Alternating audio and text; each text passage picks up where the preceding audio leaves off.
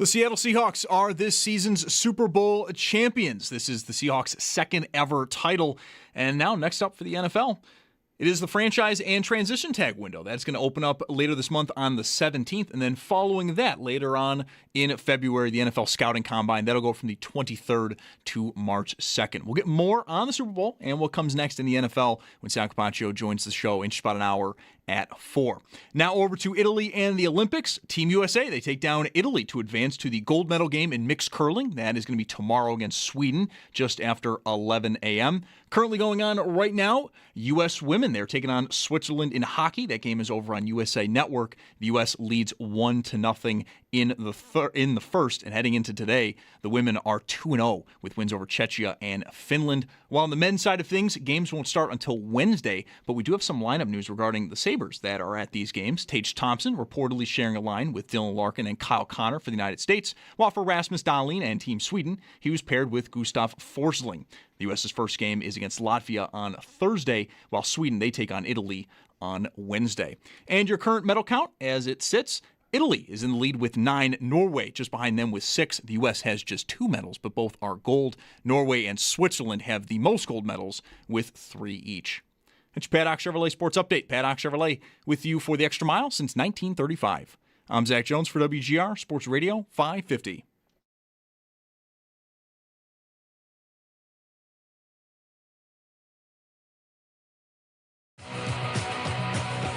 It's Mike Schopp and the Bulldog. All right, what's the report from outside? I was outside for maybe 3 minutes. I counted 8 Q-tips. It's got to be one person that just throws their Q-tips out the window when they're done using them in their cars. It's Mike Schopp. One person? More than one person using Q-tips and throwing them outside? I don't think I use 8 Q-tips in a year. I think I've never used 8 Q-tips. And the Bulldog. What the hell is going on out there? I don't think I want to work in a place where people roll their windows down if they're using Q-tips for Lord knows what and just throw them on the ground. Well, you do. What, is it the 70s? Oh, that's not very nice. It's Mike Schopp and the Bulldog. Driving on the highway 65 miles an hour. I get a little left in my soda from the fast food drive. Out the window. That was the 70s. Who gives an F about anything? Throw a burrito out the window. Nothing matters. 2025, what are you doing? On WGR. Throwing Q-tips out of your car. Sports Radio 550. I was actually just thinking to ask how old is that clip, but then you say it's 2025. So it's no more than a year and a month and 9 days. That was last spring, I think. Spring, summer. Last spring. Yeah. My update, I have still not used a single Q-tip since whenever that conversation was held. Maybe I should. Do you want to use them? Are they important? I feel like I've been. Is it like brushing your teeth? I feel like I've been getting by. Yeah, right? Yeah.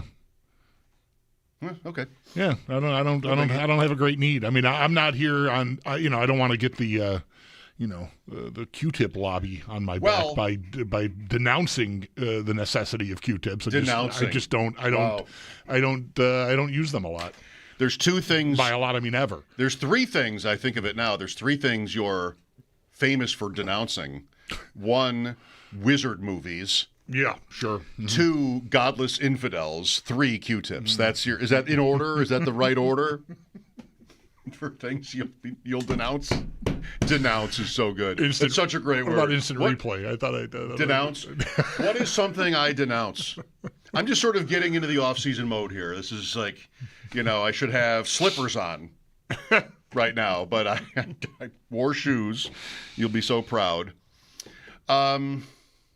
Yesterday's game, 1 to 10, like a 2, maybe a 3, right? Yeah. It was not.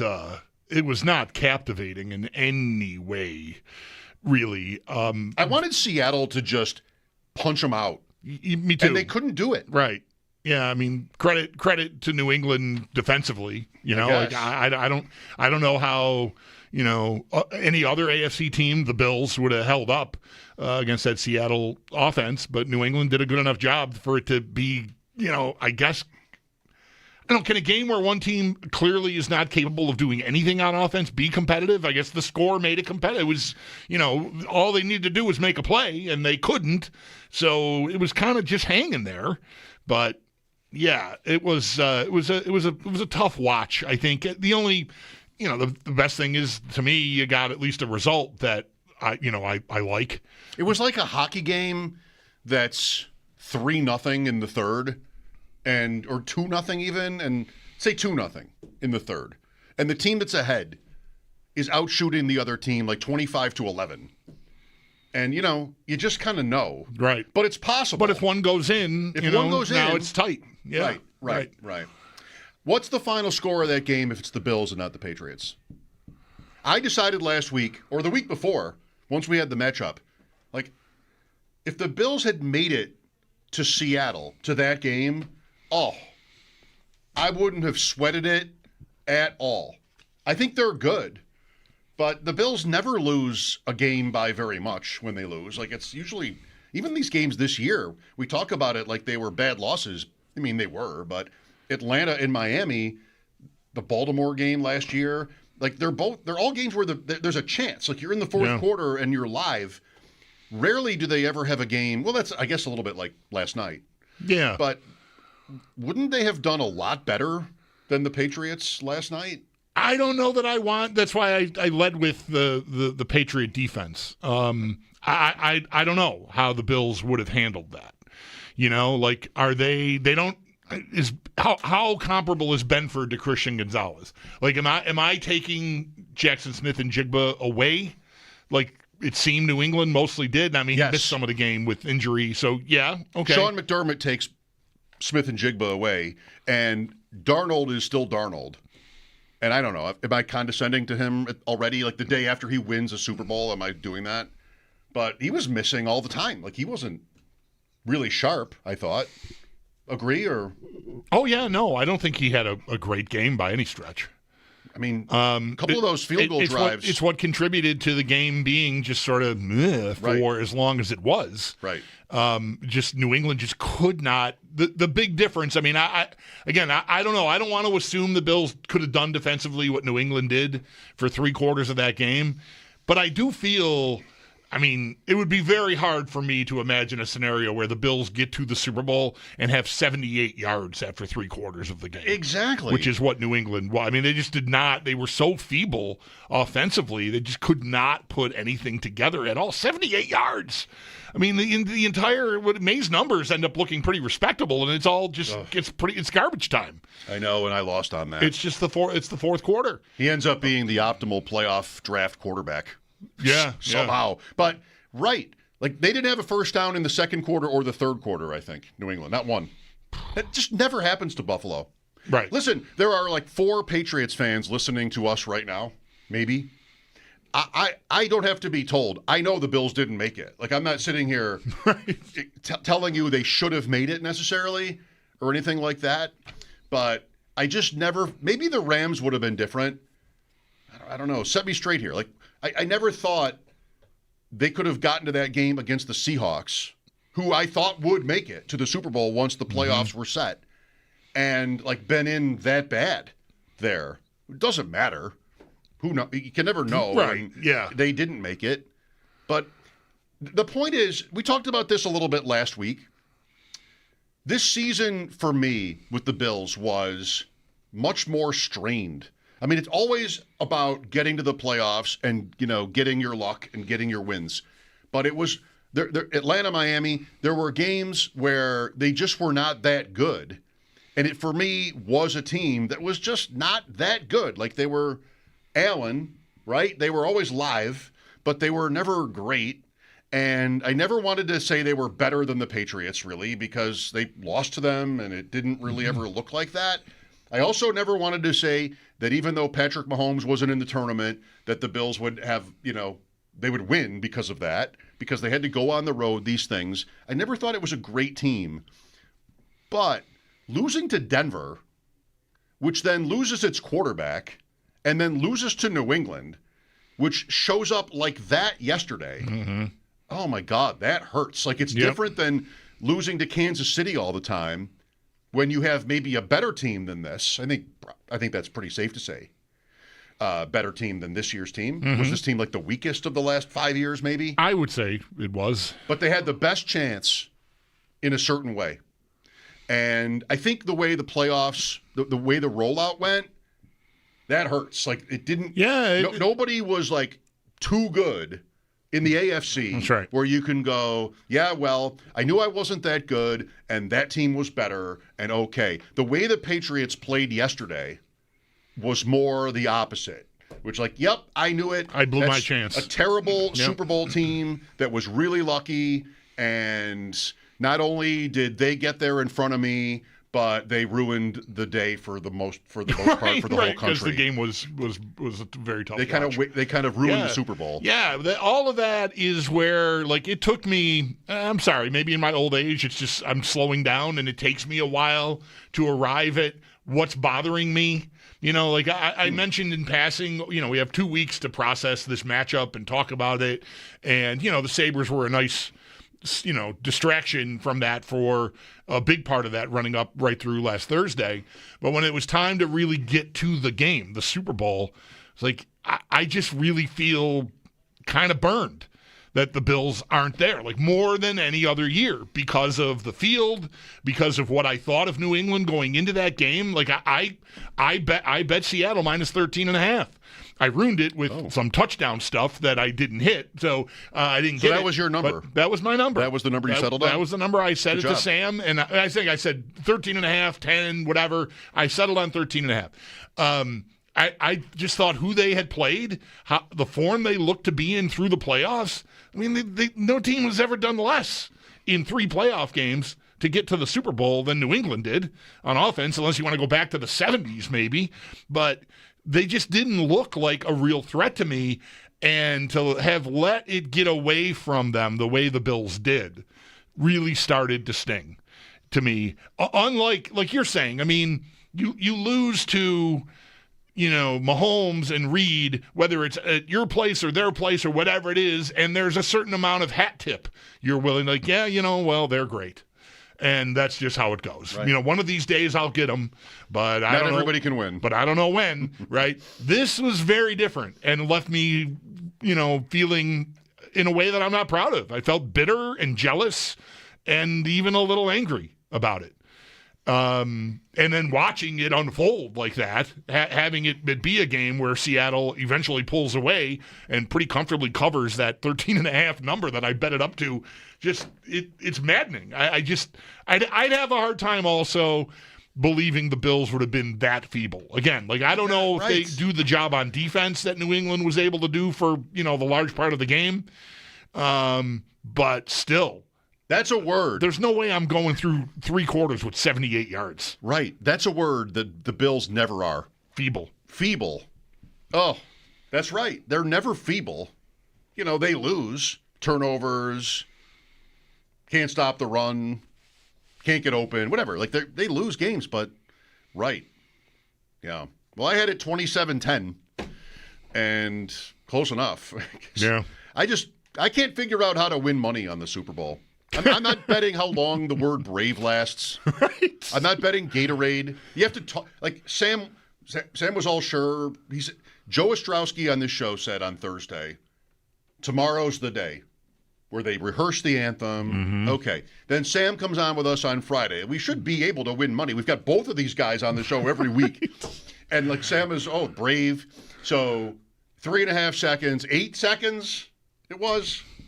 Some number. For like brave, it wasn't even close. Yeah. I have to bet Kenneth Walker under 3.5 yards on the first carry. He goes for like 8. Yep. That was the same numbers as the Brave. 3.5 the line was and 3.5. It went for 8. Right. I mean, it's just like, what a blowout. That's how my day starts. Yeah. I had Seattle and the under, but I don't have all the money, and I had to have my I mean, I'm in worry, whatever. That was just a long shot. But yeah. It was like $10. Right. Just like other things that Walker bet. The one prop I got was Mac Hollins touchdown, which was $4.50. But the M and worry bet was fun most of the game in that, like, when is the interception that goes for a touchdown? The fourth, right? Like that, you see that play unfolding, and right away, you know, single digit. Yeah, like, hey, is that my guy? No, whatever, fine. You know, like anytime someone blitzed, like, is that 3 or 0? Who is that? So I mean, I got my $10 out of it. No, me too. May had half a dozen passes where it just looked like absolute prayers into the secondary. Anybody could come down with this. There's one that he completed like right over 3 Seahawks later in the game. There's one of those. There was a pick. Like, oh, no. Like it was never close to happening. No, that's right. Right. But anyway, it was a Super Bowl. Loved halftime. Couldn't understand a word, but that's common for me.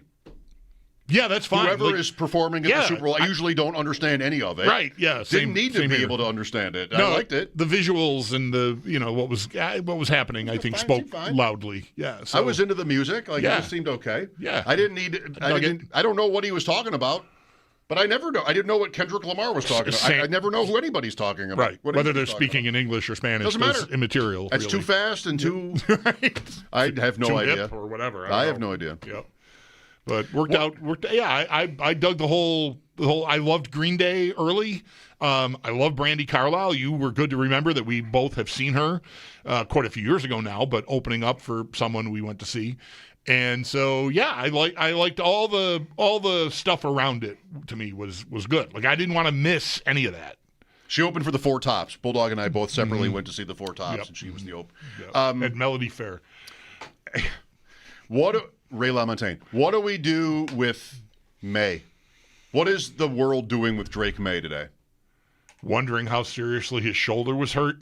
Really? If he had to take a shot before the game. Okay. I think that seems like he was, compromised in some way. We wipe yesterday away? I'm not necessarily saying that, but there is a crutch there. The shoulder is a thing.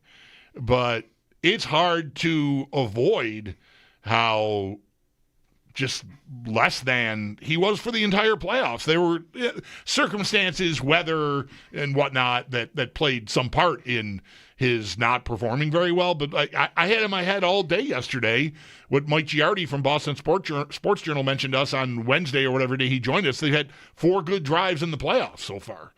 It's still that number. Yeah, pretty much. I mean, the touchdown drive to Hollins was 3 plays, so 5. I guess. Yeah. In 4 games. So barely 1 good drive a game. Yeah.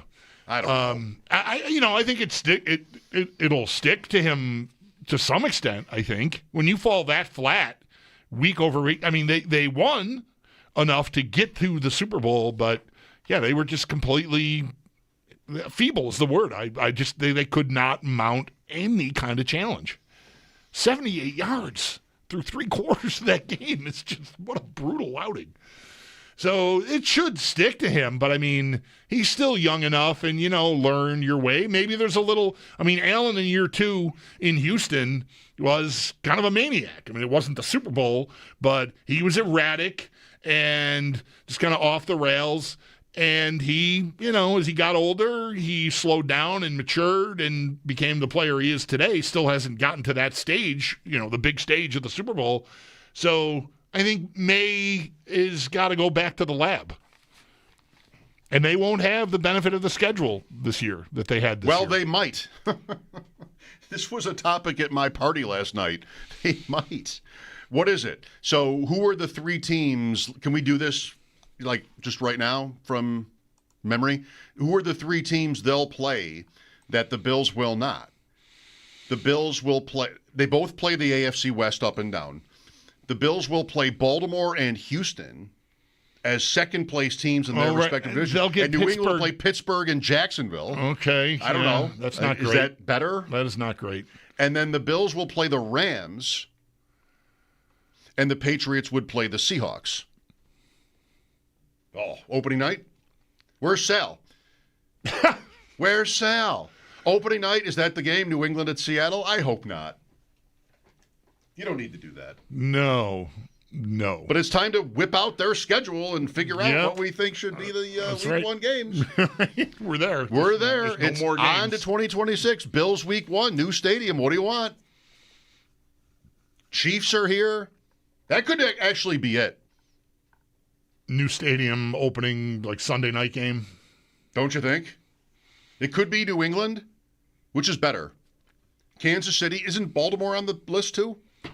Yeah, Baltimore's on the list too. They go to Houston, have Baltimore here, but that's not as good as Kansas City or New England, probably. I think. Yeah. Also, Chicago and Detroit. Chargers, but that's not. I think one? it's New England or the Chiefs. Yeah, right. Is my guess. Or it could be week 2. Sort of show the stadium. They do that sometimes too. Show it off in week 2, home opener. Oh, yeah. No, knows? I'll bet they get a night game week 1. You think? Yeah. Because there's no. It has to be Sunday. That's right, Sunday night. That's what I mean. Yeah, that because obviously Thursday's squatted on. Yeah, I think and that Monday. In fact, that works, and I maybe like New England for that more than Kansas City at this point. Let's get the season going, folks. I am just gonna sit here in my pretend slippers, theater of the mind, my robe, off-season slippers. And just, tilt my head back and think, I don't know, which do I like better? Maybe that's a good comment. Maybe we should just talk about this for the next 2 months. Only. Just limit the whole conversation to that. Well, who are the two, FanDuel I think it was, one book anyway, who are the co-favorites to win the AFC Championship next year? You know? I don't. I have not looked. I want to guess that it's New England and Buffalo.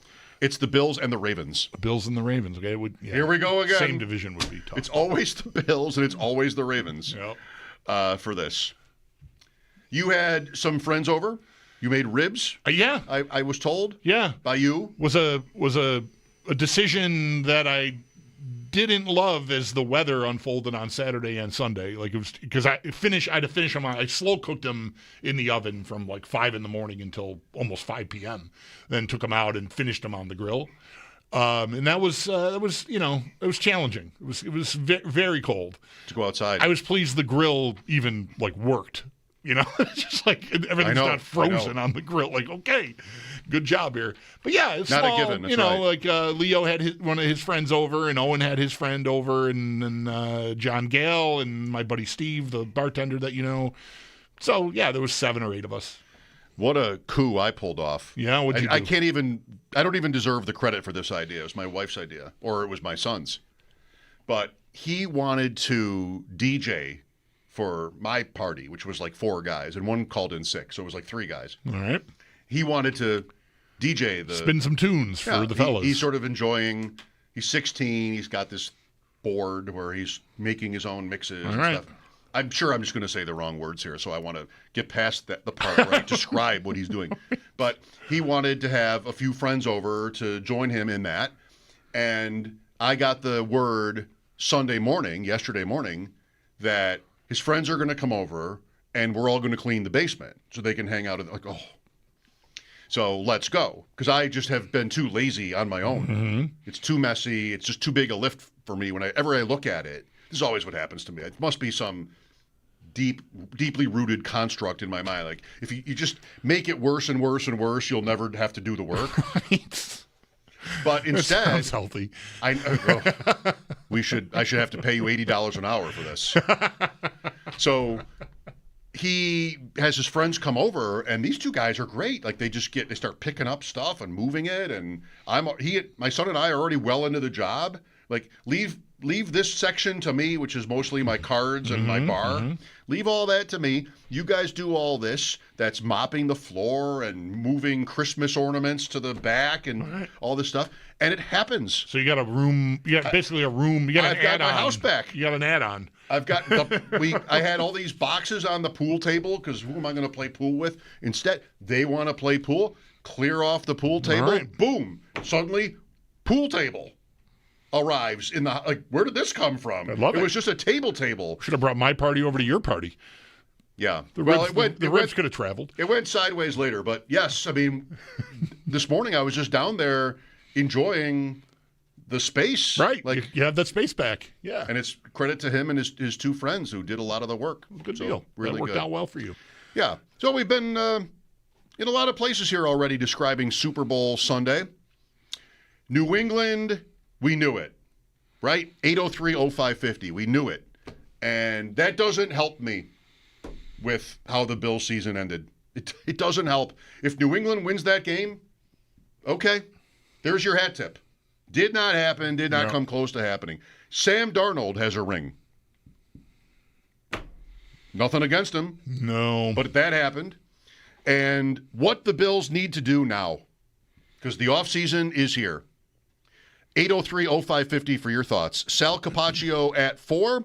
Mike Schopp and the Bulldog here. Thanks for joining us. This is WGR.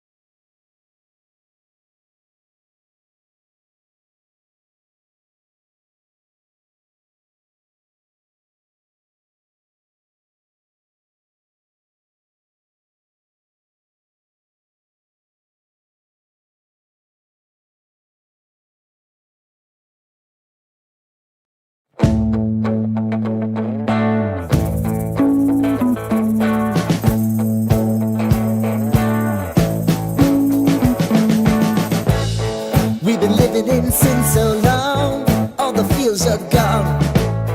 Fella stopped me on the street last night, said everything's alright. Roller coaster, make it through the day upright.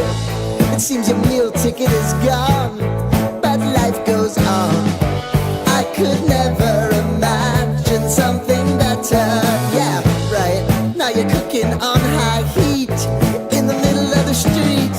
Roller coaster, take me to a better time. Let's go! All sing your high line with the roller coaster of life. Yeah. It's time to all choose your timeline on the roller coaster of life.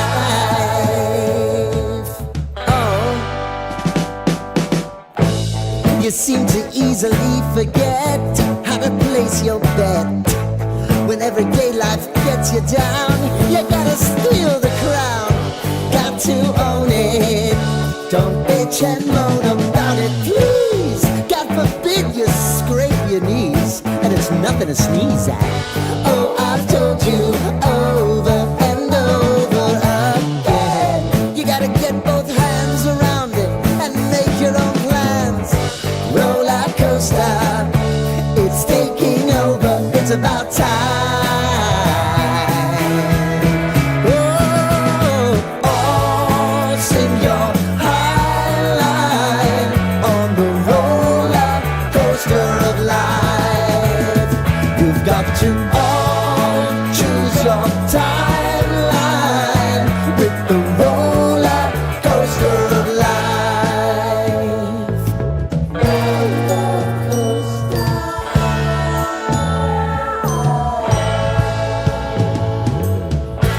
I want to go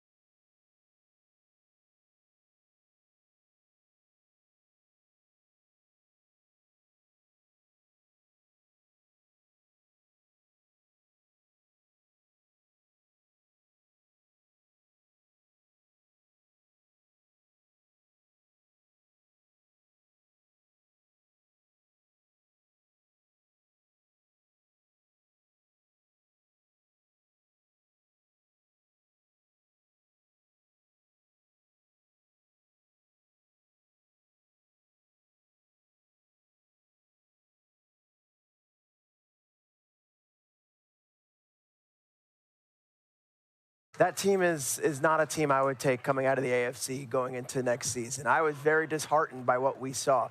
I don't know how you can watch that team last night that had absolutely zero offensive production, did not seem to have that next gear when they needed it, and couldn't adjust at halftime to what was happening and say, yes, I feel confident. It's just such a parity-driven, turbulent, up-and-down NFL world we live in where I can't look at Mahomes coming off the injury, Josh Allen coming off the early losses, and of course all these other great quarterbacks, and look in you in the camera and say, Patriots are the favorites next year. Well, it's Peter Schrager. I mean, they're not. So I'm not sure if he thinks that's like a big take or anything. They haven't been the favorites. They're still not the favorites. They'll be probably minus money to make the playoffs. These things, there are ways to find out, these things. Right. You don't have to sort of just go back 20 years when you couldn't know whether a team was favored or not. But the sentiment, I guess it's easy to agree with that.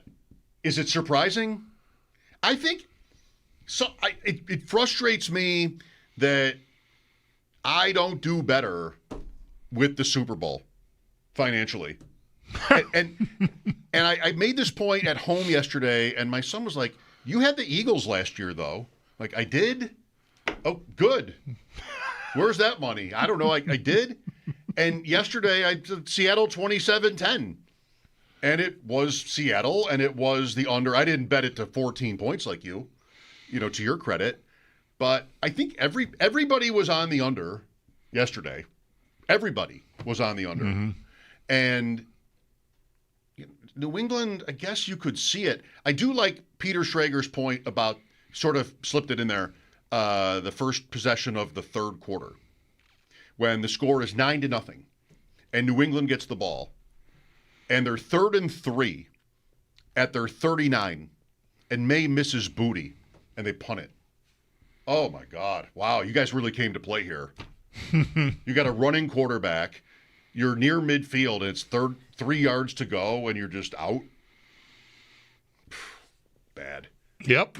That's why. Terrible job. That's why the word feeble is going to come up whenever I think and talk about this game, because that's what they were. And what happened on their next possession? So now it's 12-0. And they're 2nd and 1. What? Bulldog, we're not qualified. Need I say it? Give me one game to call plays in the NFL. Mm-hmm. You know what I'm never doing on 2nd and 1? Running. Running. You're trying to stay ahead of the sticks. I am throwing the ball because you're going to load the box, and it's 2nd and 1. They run Henderson for 0, and then it's May deep for Douglas, incomplete. 4th and 1 at the 41, having just punted on 4th and 3 at their 39. They punted again.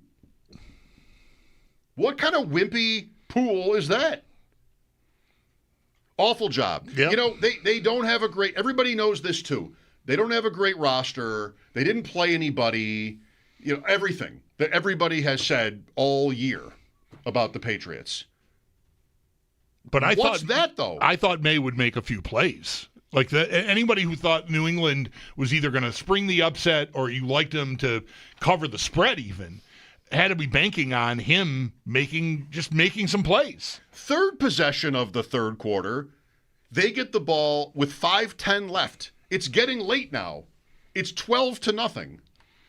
4th and 4 at the 33 after another incompletion. They punt it again. What was the point? Why did they even go to this game? And why did they even show up? How do you just do that? Mm-hmm. You can see, we know this because we know the league. You can see how even a team as feeble as that can score. I mean, the Hollins touchdown drive is quick. Mm-hmm. Couple of throws, and they get there, and the game's not over yet. But they punted like this is a game from the 80s. 4th and 3 at their 39, 4th and 1 at their 41, 4th and 4 at their 33. Punt, punt, punt. That's horrendous. That isn't about whether you have good receivers or are healthy. That's just awful. I'm sort of making myself feel good because I'm not a Vrabel fan at all. And he might be smart. He's definitely big and apparently can coach football. But that's just, there's no excuse for this. Yeah, what is that? That is Well, we haven't given up a touchdown yet, so I'm just going to keep playing defense and hope I make a play. Right? Maybe you're gonna do for me what Stidham did for me 2 weeks ago in Denver, and like I'm gonna punt it, and your guy's gonna make a mistake. I'm gonna make Sam Darnold see a ghost, and you're gonna give me either 3 points, or maybe if I'm really fortunate, I'm gonna get a touchdown out of it, and now it's 12-7. And I'm another possession away from taking the lead on you. That's what that is. Like if they'd had the misfortune of giving up a touchdown anywhere in there, if one of those 4 field goals is a touchdown, they're probably going for at least 2 of those 3. Well, they would have been better off. Yeah. But you should know that as a coach. Like this is one of those where the fact that Seattle couldn't score on you didn't help you. You just played it wimpier. That's basically waited until they could score on you, and then then they did, and then it's desperation time. Yeah, that's interesting for a Patriots fan today, because I think it's pretty easy to say we weren't good enough. Okay, well, a lot of teams win in the NFL when they're not the better team on the field. Happens every week. You didn't give yourself a chance in the third quarter. All right, well, maybe you would have lost anyway, but that's the drought Bills. You guys, you're the second best team on the field. Why not sort of like embrace that and act like it and take your chances? Not that 4th and 1 is even a gamble. It's not even a gamble. It's the odds play. Terrible job, New England. Here is Jacob with us. Hi, Jacob. How's it going? Good. I just want to say I moved out to Bowling Green, Ohio a couple of years ago for school, and I listen to you guys every day. I found it my way to keep up with everything going on in Western New York. Thank you. We appreciate that. Just want to say you guys do a good job. But Bulldog, earlier in the week, you were saying how you're going to take the Seahawks at a crazy number like 10 or 9 or something like that. 13.5 is what I ended up doing. Yeah, that's crazy. I ended up taking them at 9.5, and I heard one of your guests also say they're taking Hollins for a touchdown. Me. So I just want to give you guys a compliment. Oh, yeah, could have been you, Mike, but I just want to say you guys did a great job with that one, and that hit pretty good. What did Seattle minus 9.5 pay? Plus? I think the odds ended up coming out to like minus 500 or plus 500 for the two of them, but it paid pretty well. Yeah, my 13.5 was like plus 220. Yeah, if you coupled them, you or would have minus gotten... 13.5. I mean, and then I did some other stuff, and Good. Well, I'm glad somebody did. Yeah, somebody on Twitter mentioned that they heard us talking with Sam, and Sam, didn't get super specific, but he said like if you think that's the game, right? Talking to me, but for anyone out there listening, if you think it's 13.5, you're comfortable there, then you got to get like Stevenson under yards and May. Like big yardage for May because they're behind, and that is really what ended up happening. Yeah, Stevenson didn't do anything. They didn't do anything as a team on the ground. What the number on May rushing ended up at? Because he 37. He had 37 exactly 37 yards. That's where it stayed. Okay, the line was 37.5. Wow, that I saw right on the number. So yeah, like there were certain things that you could think are going to happen if the game script is that game, and somebody on Twitter said I did all of that and it worked, and they weren't dopey like me and put touchdowns on there. Jacob Bulldog cannot help himself, which is where I lost my way. I had a JSN touchdown, and that cost me. Oh, no, you went too deep. But I did have a message for Bills fans. I don't think we should be too disheartened about not being able to get in because Seattle, I mean, as you guys were touching on, Seattle's running back was crazy that game. And in the past, the Bills' defense against the run hasn't been, the best. No. So us Bills fans, I don't think we should get too worked up about it. But at the same time, I do think we would have put up more than 9 points in the first half. Oh, my gosh. I mean, the Patriots were shut out until the fourth quarter in this game, which I know because of the squares.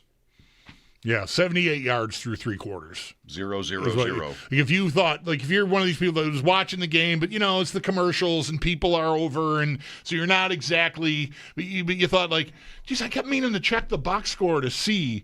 Yeah, no, I added it up for you. 78 yards through 3 quarters. That was what New England had. And then they went kind of bonkers in the fourth. The garbage time stuff, though, Seattle ended up outgaining New England in this game by 4 yards. Seattle really didn't have to do anything, and New England couldn't do anything until it was over, and then they did enough. Well, they did, for one thing, they did enough for May to end up as, the optimal quarterback in that fantasy tournament I'm in, which I hated because he was bad. Right. He ended up getting there statistically. 295. He threw for 295 and ran for 37. Threw for 2 touchdowns. How? I thought I watched this game. I didn't see that. Right. 295. Diggs goes 3 for 37. Nothing from him. Yeah, he was a ghost. Nothing of importance from him. Nope. Hollins leads the way, 4 for 78. Douglas, 5 for 45. Good for Hollins, I guess. We don't boo him, right? Diggs at one. We like Hollins, but we don't like Diggs, even though Diggs was way better. Yeah, I don't know. Okay. Hollins is kind of worn out. I'm kind of over the whole. Are you? Yeah. You're done with Hollins? Yeah, Bulldog. I'm done with it. Done with Mac Hollins. Put it on the marquee. Diggs at one point. I don't remember what the score was, but I mean it was never New England's game, and he catches one of those passes maybe for a first down in the middle of the field and throws the ball down to spin it. Yeah. I'm like, dude, you are getting taken to the woodshed here. Like, what? I'm exaggerating, but it was not a moment to yeah. I mean, dude. No, it wasn't. Put a lid on that. But he didn't really, it wasn't super, super over the top. B, it looked like he regretted it. Yeah, he sort of looked back. He should have. Why did I do that? He might have thought it was going to be a penalty for that, for spinning the ball like that. That's what I thought anyway. He sort of jerked his head around like, uh-oh, did I overstep? Mike Schopp and the Bulldog here. Thank you, Jacob. We'll have more next, and your calls are welcome at 803-0550. The Bills and the offseason. It's here. This is WGR.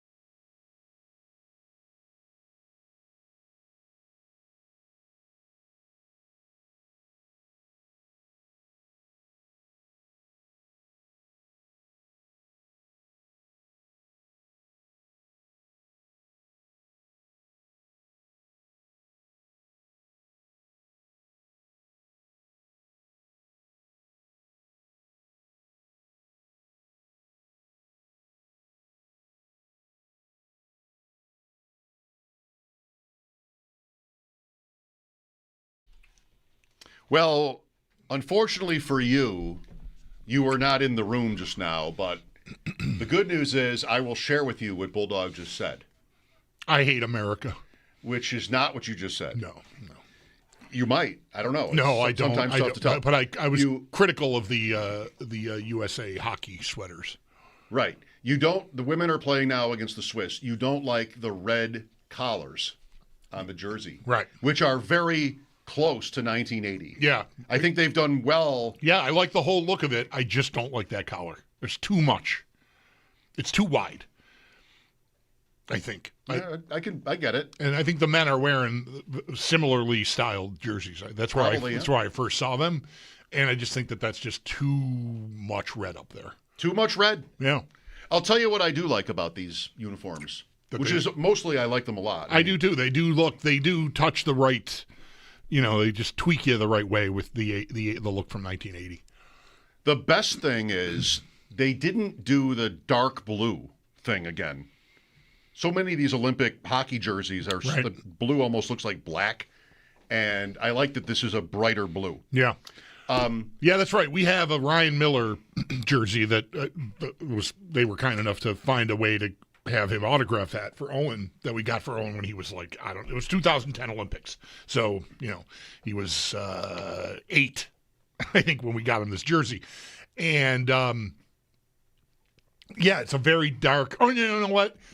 Wasn't Miller on the team 4 years later? Or the last time they did it? I don't think it was from 2010. Anyway, it's really dark. It's a really, it's a USA hockey jersey. It's nice and it's Miller and it's signed, but it's a very dark blue, and it just I don't really like how it looks. You think he was on the 14 team? He might have been on the 06 team. Yeah, no, I think he wasn't the guy. You're right. Yeah, I think that's when we got it from, I think it was in 14. Who's on the 06 team? Drury from the Sabres? Like, it's right in the heart of it. Drury and maybe nobody's on Team Canada because nobody on the Sabres has, like, almost ever been on Team Canada. Right. Gilbert would have been on, I watched it. The show was series. Never, the Summit Series I didn't watch, but the Challenge Cup. Remember that at MSG? The Challenge Cup against the Soviets? You don't. Vaguely, yeah. Everybody sort of, this time of year especially, everybody knows how the Olympic team played the Soviets in Madison Square Garden just days before the Olympics and got crushed. That's in the movie. Yeah. It's like part of the lore. The NHLers played the Soviets, like the same team, mostly, right in there. February of 80 or 79, maybe it was. Maybe it was the year before.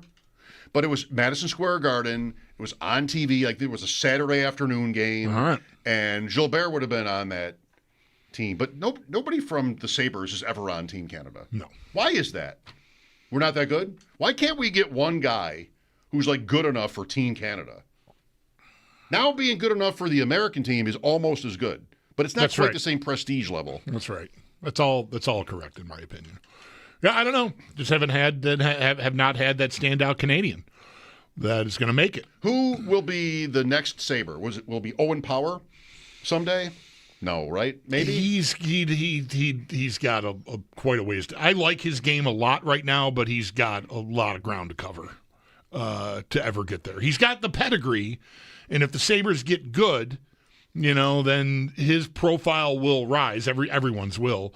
But I think he's probably in the 20s as far as like their pecking order goes. I think he's a ways back still. He would need to be top 6. Right. He's in the 20s. I'm just guessing. I'm spitballing. It's a number that came to mind, but I don't know that that's far off. Power is from Mississauga. I was just there. Yeah. For some curling. How about that, by the way? That sport right now. Everybody's talking about it. Oh, yeah? Here's what I do like about the jerseys that I was about to say. Isn't just the fact that the blue is better than the dark blue. Yeah.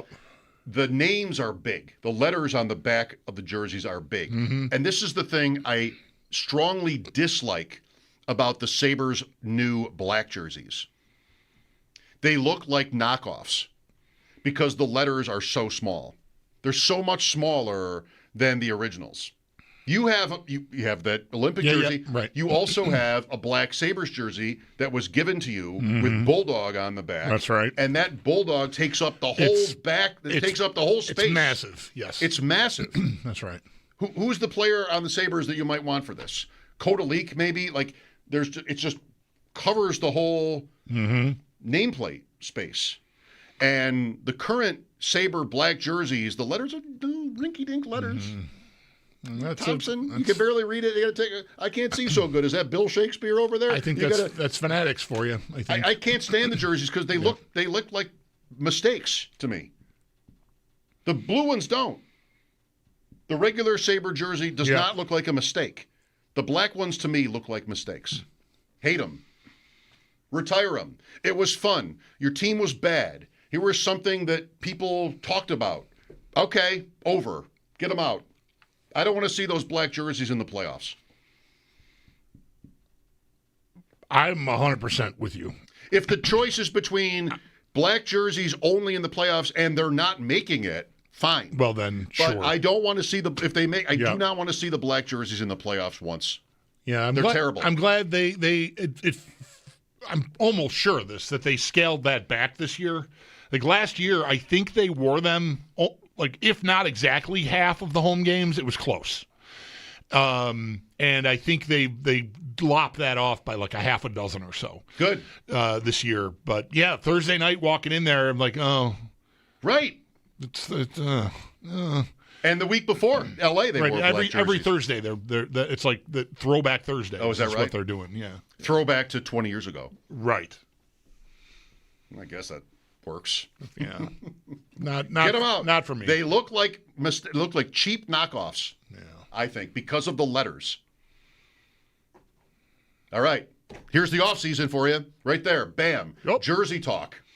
Team USA got a second goal here on the Swiss. The women are leading 2-0. There might be a review here, Bulldog. You're a little bit hasty with that. Well, I mean, I just saw the celebration. I didn't want to. I could have jumped the gun there. There can always be a review. You never know. Yeah.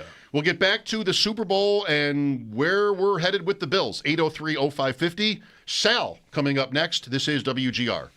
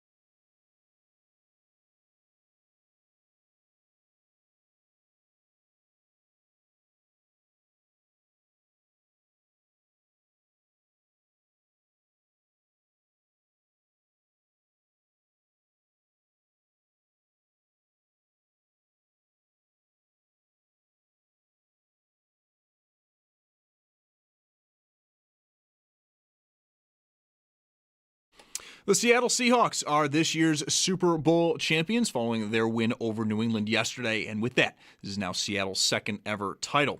Next up on the NFL schedule, the franchise and transition tag window. It's going to be opening up February 17th, and then following that, later this month, the NFL Scouting Combine. That is from the 23rd until March 2nd. We'll get more on the Super Bowl and what comes next, both for the Bills and the NFL at large, as Sal Capacio will join the show next. Over to Italy and the Winter Olympics. Big day for Team USA as they take down Italy to advance to the gold medal game in mixed curling. That game will be tomorrow against Sweden just after 11 a.m. In hockey, U.S. women, they are currently up 2-0 on Switzerland. That game is late in the second over on USA Network. And for the United States, they are currently 2-0 so far in these games up to this point. Well, on the men's side of things, hockey games won't start until Wednesday, but we do have some lineup news for the Sabres at these games. Tage Thompson reportedly sharing a line with Dylan Larkin and Kyle Connor for the United States, while for Rasmus Dahlin and Team Sweden, Dahlin was paired with Gustav Forsling. The U.S.'s first game is going to be against Latvia on Thursday, while Sweden, they take on Italy on Wednesday. And your current medal count sees Italy in the lead with 9 total medals, Japan just behind them with 7. The United States has just 2, but both are gold. And then Norway and Switzerland, they have the most gold medals with 3 each. That's your Paddock Chevrolet Sports Update. Paddock Chevrolet with you for the extra mile since 1935. I'm Zach Jones for WGR Sports Radio 550. It's Sal Capacio. Sal Capacio. Sal Capacio. Sal Capacio. Sal Capacio. Sal Capacio. Sal Capacio. Sal Capacio. On WGR.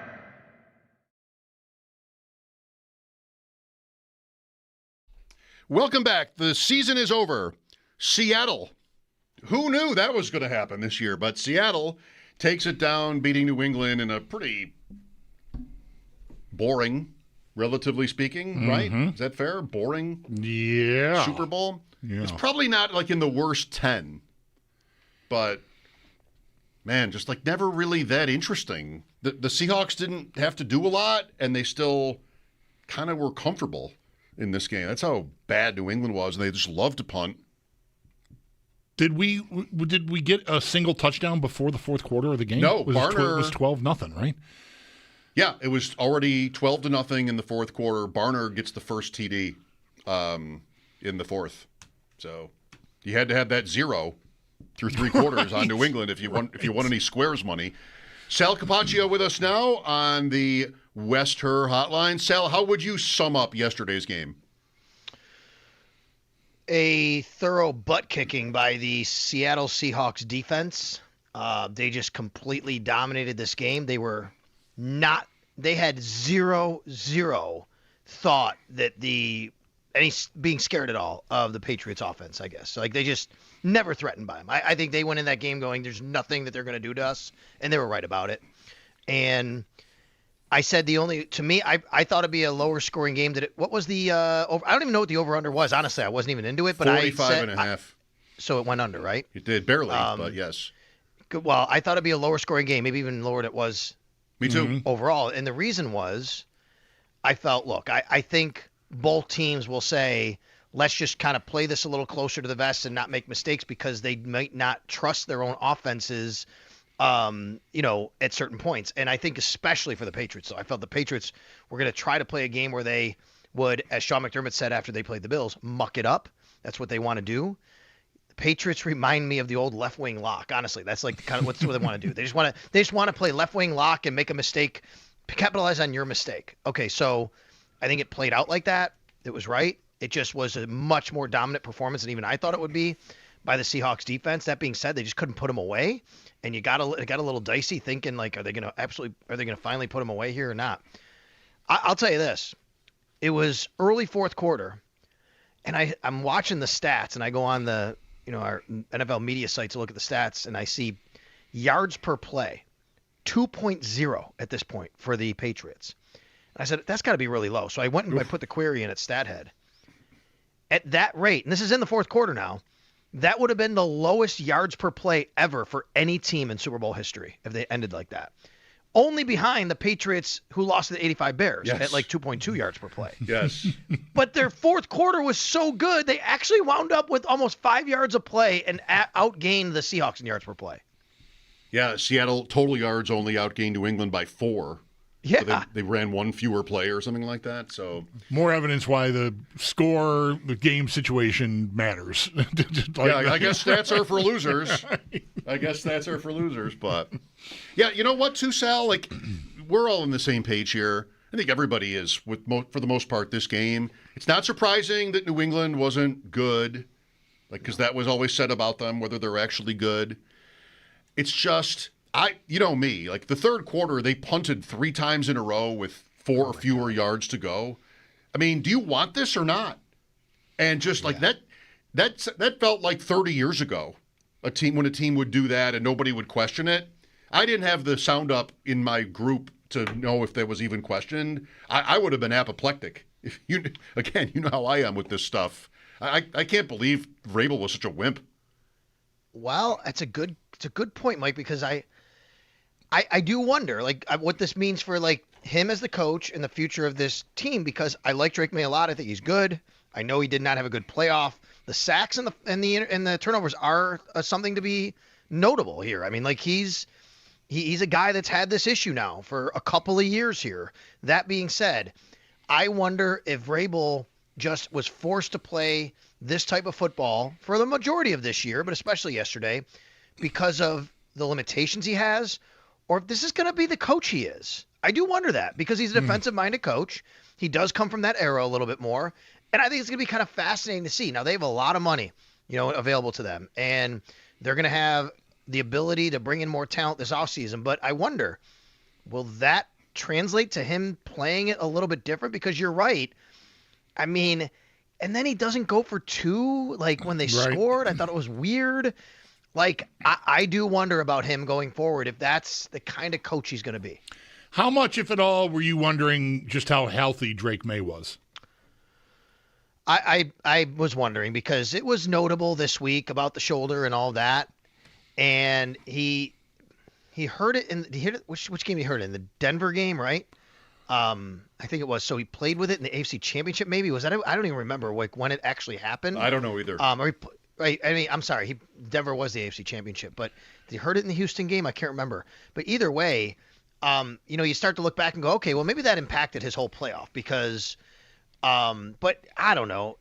He played like a guy. Yes, maybe it could have been, but man, the whole playoff, he's had issues. He's had issues in 2 years. He's been the quarterback. He's taken a lot of sacks, and yeah, their offensive line has been suspect.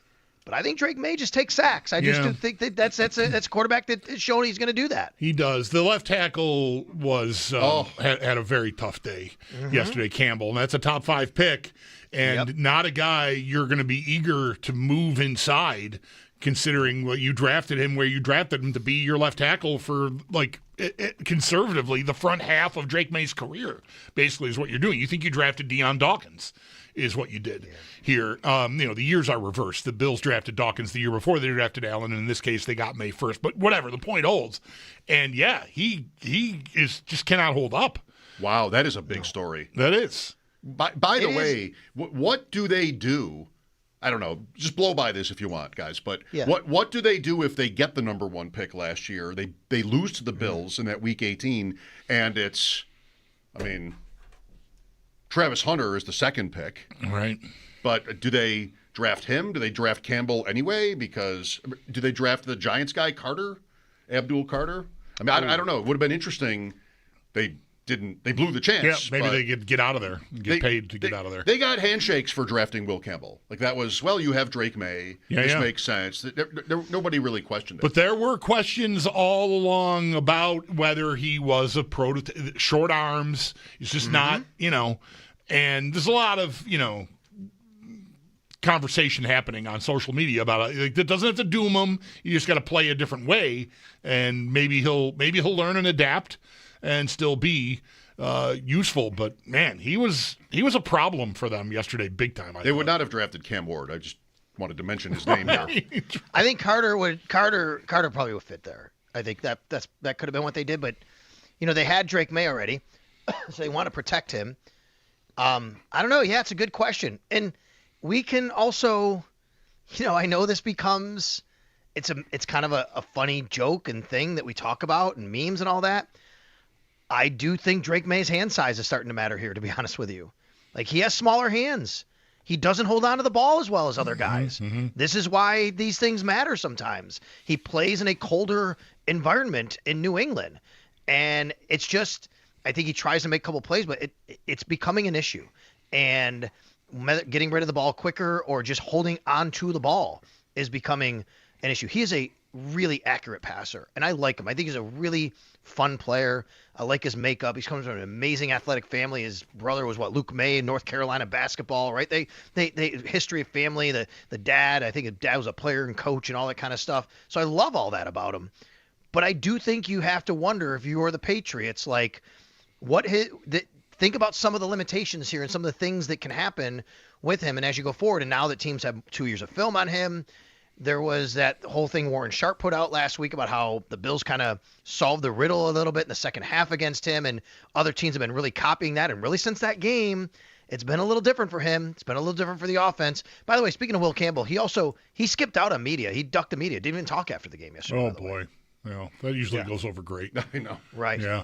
Well, Sal, it's another Super Bowl, 2 in a row here, where defense and maybe specifically defensive line is a big deal. Like, you can poke holes all you want. Lots of us have with some of the selections that Bean has made, but how many assets he's attributed or used to try to shore up that position, I think maybe you got to keep trying until you get it, right? Because it's made a big difference these last 2 years in Super Bowls to have, especially guys in the interior. Like, I kept thinking yesterday of Deion Walker. Like, what is year 2? A full season in the program and all the stuff. Like, what do I have here? Because there were definitely flashes with him as a rookie this year, and I feel like I need to find my way to somebody who's a real handful up front. 3 out of the first 4 picks for the Bills last year on the D line: T.J. Sanders, Landon Jackson, Deion Walker. Right? I mean, yep. Dwayne Carter was taken the year before that. They have Joey Bosa, obviously. The money they've invested in, re-signing A.J. Epinesa, not to a big deal, but re-signing him because he was an early pick. And Ed Oliver, you mentioned, and then Greg Rousseau, obviously, Von Miller a couple of years ago, no doubt. The list goes on. I'm just underscoring the point here of what you're saying, which is right, and it gets me to.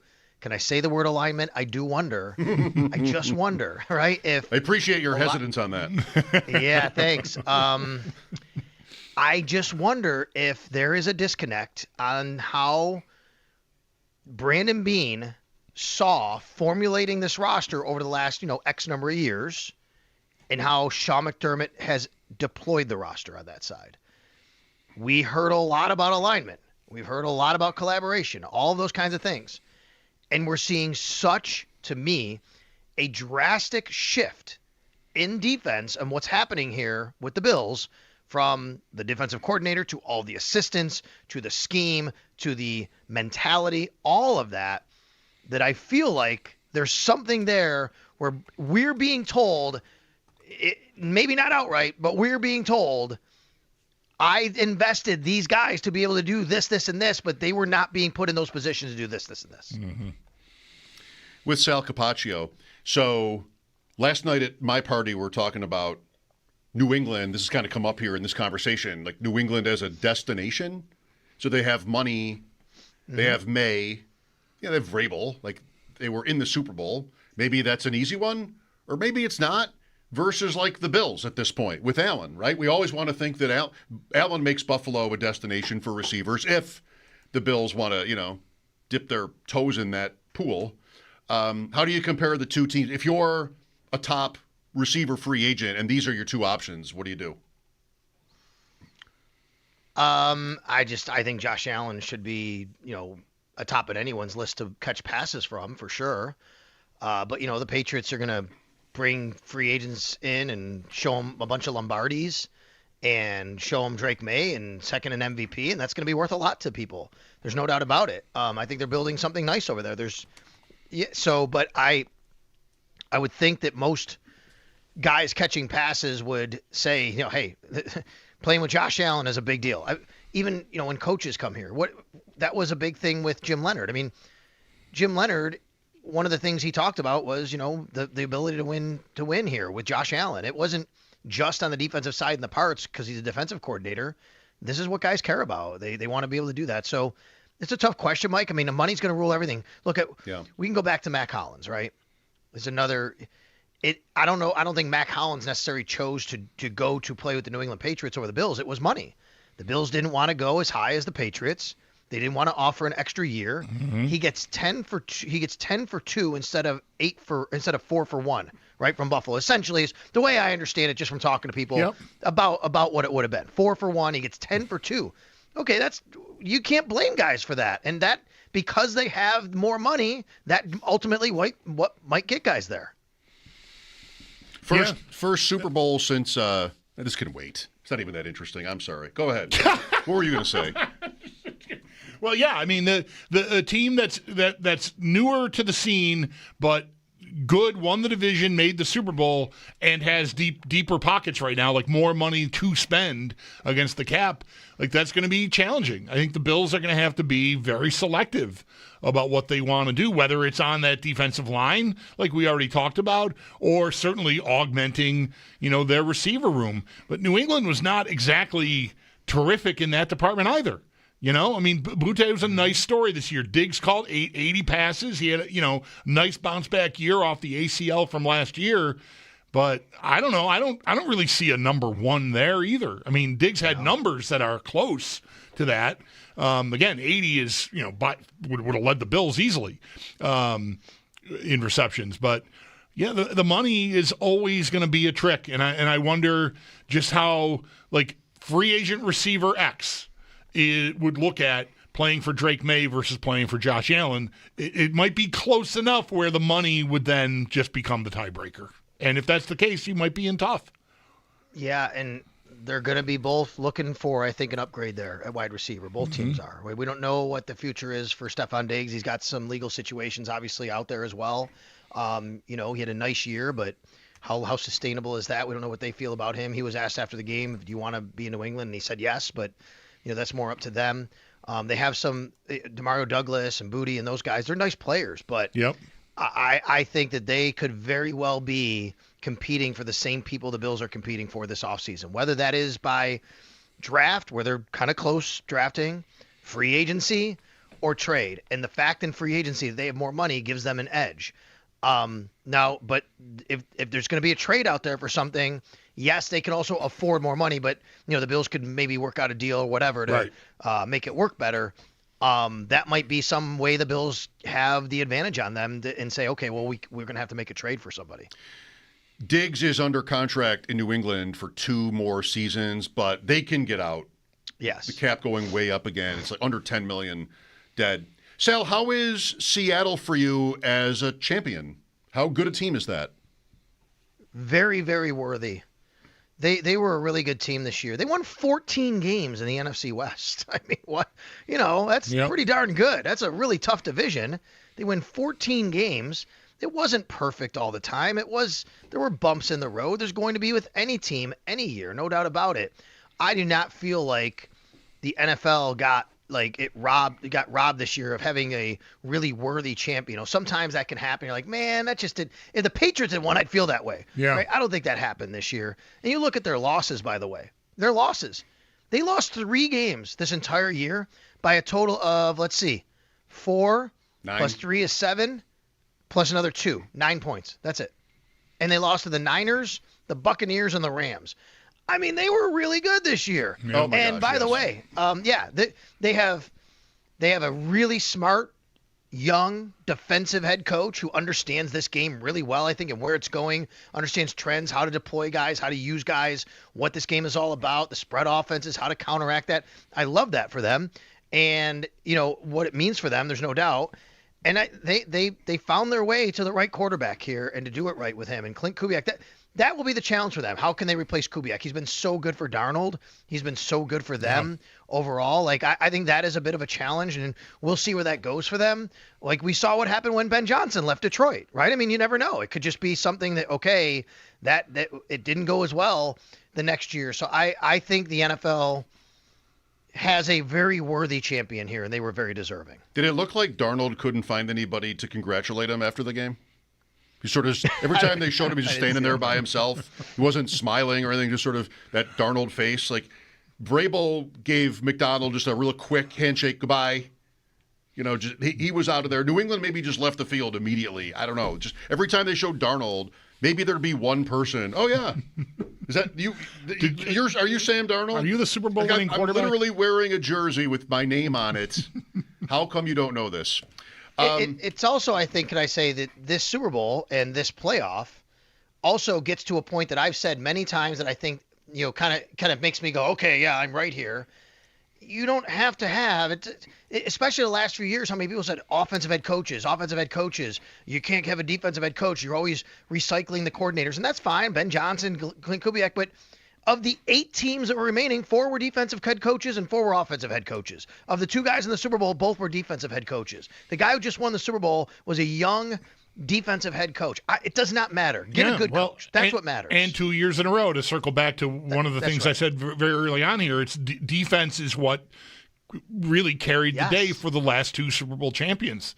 And, you know, like anyone, like I've been in the room and in many of these conversations and arguments about McDermott and whether they were up to it and whether they were good enough. They're our Super Bowl caliber defense. I mean, the Bills have never been close defensively in a game of that magnitude of doing what Philadelphia did to KC last year and what Seattle did to New England yesterday. They just haven't been. So, you know, there's obviously more, you know, lots of different ways to do it, but again, 2 years in a row, that has been the thing. 2 recent-ish Bills assistant coaches get rings being on Seattle's staff. Leslie Frazier is their assistant head coach, or one of them. They might have 12 for all I know. Why stop at 12? And Rick Dennison, run game coordinator for the Seahawks. Sal, we know you have Mike North on the other line as schedule talk has to begin soon. Kansas City at Buffalo, week 1, Sunday night. Come on. I would push back on that, thinking the way that they might think and he might think, because what is Mahomes' situation week 1? Yeah. Well, that's right. He has a chance, but is it a given? Definitely not. You're not going to know in May. Good point. When the schedule comes out. So I think that they would want to make sure, like, to me, it's like you want to have a little more information by May, and you're going to have more information by May. And if they say, oh, yeah, if everything tracks, then that makes sense. But if there's a question, I'd wonder if they would want to do that week 1. No, you're the right. other thing I would say is totally. I do wonder if the Bills, I don't know this, it's just me speculating, and, you know, maybe at the owners' meetings I'll ask around if this is the case, but will the Bills ask the NFL to wait till week 2 to have their first home game? That gives them an extra week, right? Sometimes that happens. New stadium. Yeah, I know they're going to have preseason games, but they might want an extra week to open the new stadium, you know, to just get, a little bit more time. And that gives the NFL week 1 to showcase all of the other things they want to showcase. Australia, Seahawks, another international game, and then they can wait a week to showcase a new stadium. You know what I mean? Like I think about things like that for the league too. All good points. I was thinking about New England last year, for the last year of the stadium here. I thought they were interesting enough, but is Diggs ready? He'd be a storyline. That game ended up being a Sunday night game, but not until week 5. Mike, I would say, though, to me, I would give, I think Buffalo at New England week 1 is a very, very much in the window matchup. I like that. Prime time. Bills at Patriots. And then Patriots at Bills week 2. Oh, there you go. Why wait? Get them out of the way. Let's make it like hockey. That usually works well when teams play back-to-back like that. Right. I don't know. They're not. By the way, there are not as many possibilities, I think, for Seattle this year as we'd normally get, because we think the Rams and Niners are going to play week 1, that Australia game. I think that's going to be week 1. It's not for sure yet, but it sounds like it is. And then who else? And then you got try to think, there was another team that you may cross off the list. Is there somebody else going international week 1 or? Well, the Brazil game will not be week 1. Okay, that's why. That's one thing. but maybe Australia. The Patriots are on the Yes, so they could be the Seahawks' Patriots. schedule. Absolutely. They did it the one year with the Panthers and Broncos. Yep. All right, well, let's settle in on that at a later date. Thank you, Sal. You got it, guys. There's our Sal Capacio on the Wester Hotline. His appearances are always brought to you by New York's only outlet liquor. When you need to stock up, it's the place to buy a case. What's your outlet? Or we just do it right now, right? Like when Will Bailey goes into Toby's office, like, I'm just going on vacation. We'll come back. We'll write the State of the Union together. And then he steps out the door and comes right back and he's like, we can start right now.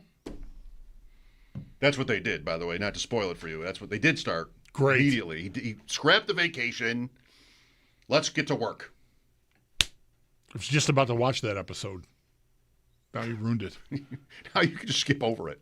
Go back to watching the Traders. 803-0550, your thoughts on yesterday's game, the culmination of the season, and what's priority one for the Bills this offseason. We are there. Mike Schopp and the Bulldog here on WGR.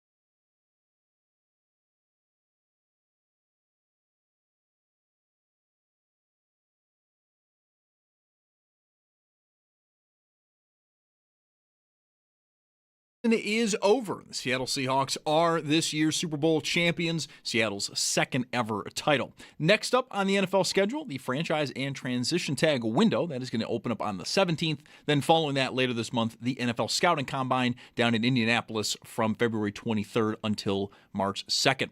Over to Italy, Team USA, they take down Italy to advance to the gold medal game in mixed curling. That match is going to be tomorrow against Sweden just after 11 a.m. In hockey, U.S. women, they are currently up 4-0 on Switzerland, though that fourth goal is being reviewed as we speak. The game is late in the third. We'll keep you posted if it does stay 4-0. The U.S., though, they are currently 2-0 so far in these games. Well, on the men's side of things, games won't start until Wednesday, but we do have some lineup news regarding Sabres currently participating at these games. Tage Thompson reportedly sharing a line with Dylan Larkin and Kyle Connor for the United States, while for Rasmus Dahlin and Team Sweden, Dahlin was paired with Gustav Forsling. The U.S.'s first game, that is going to be against Latvia on Thursday, while Sweden, they take on Italy on Wednesday. And your current medal count does see Italy in the lead at 9, while Japan is just behind them with 7. The U.S. has just 2 medals, but both of them are gold, while Norway and Switzerland, they have the most golds so far with 3 each. It's Paddock Chevrolet Sports Headlines. Paddock Chevrolet Paddock Chevrolet with you for the extra mile since 1935. I'm Zach Jones for WGR Sports Radio 550.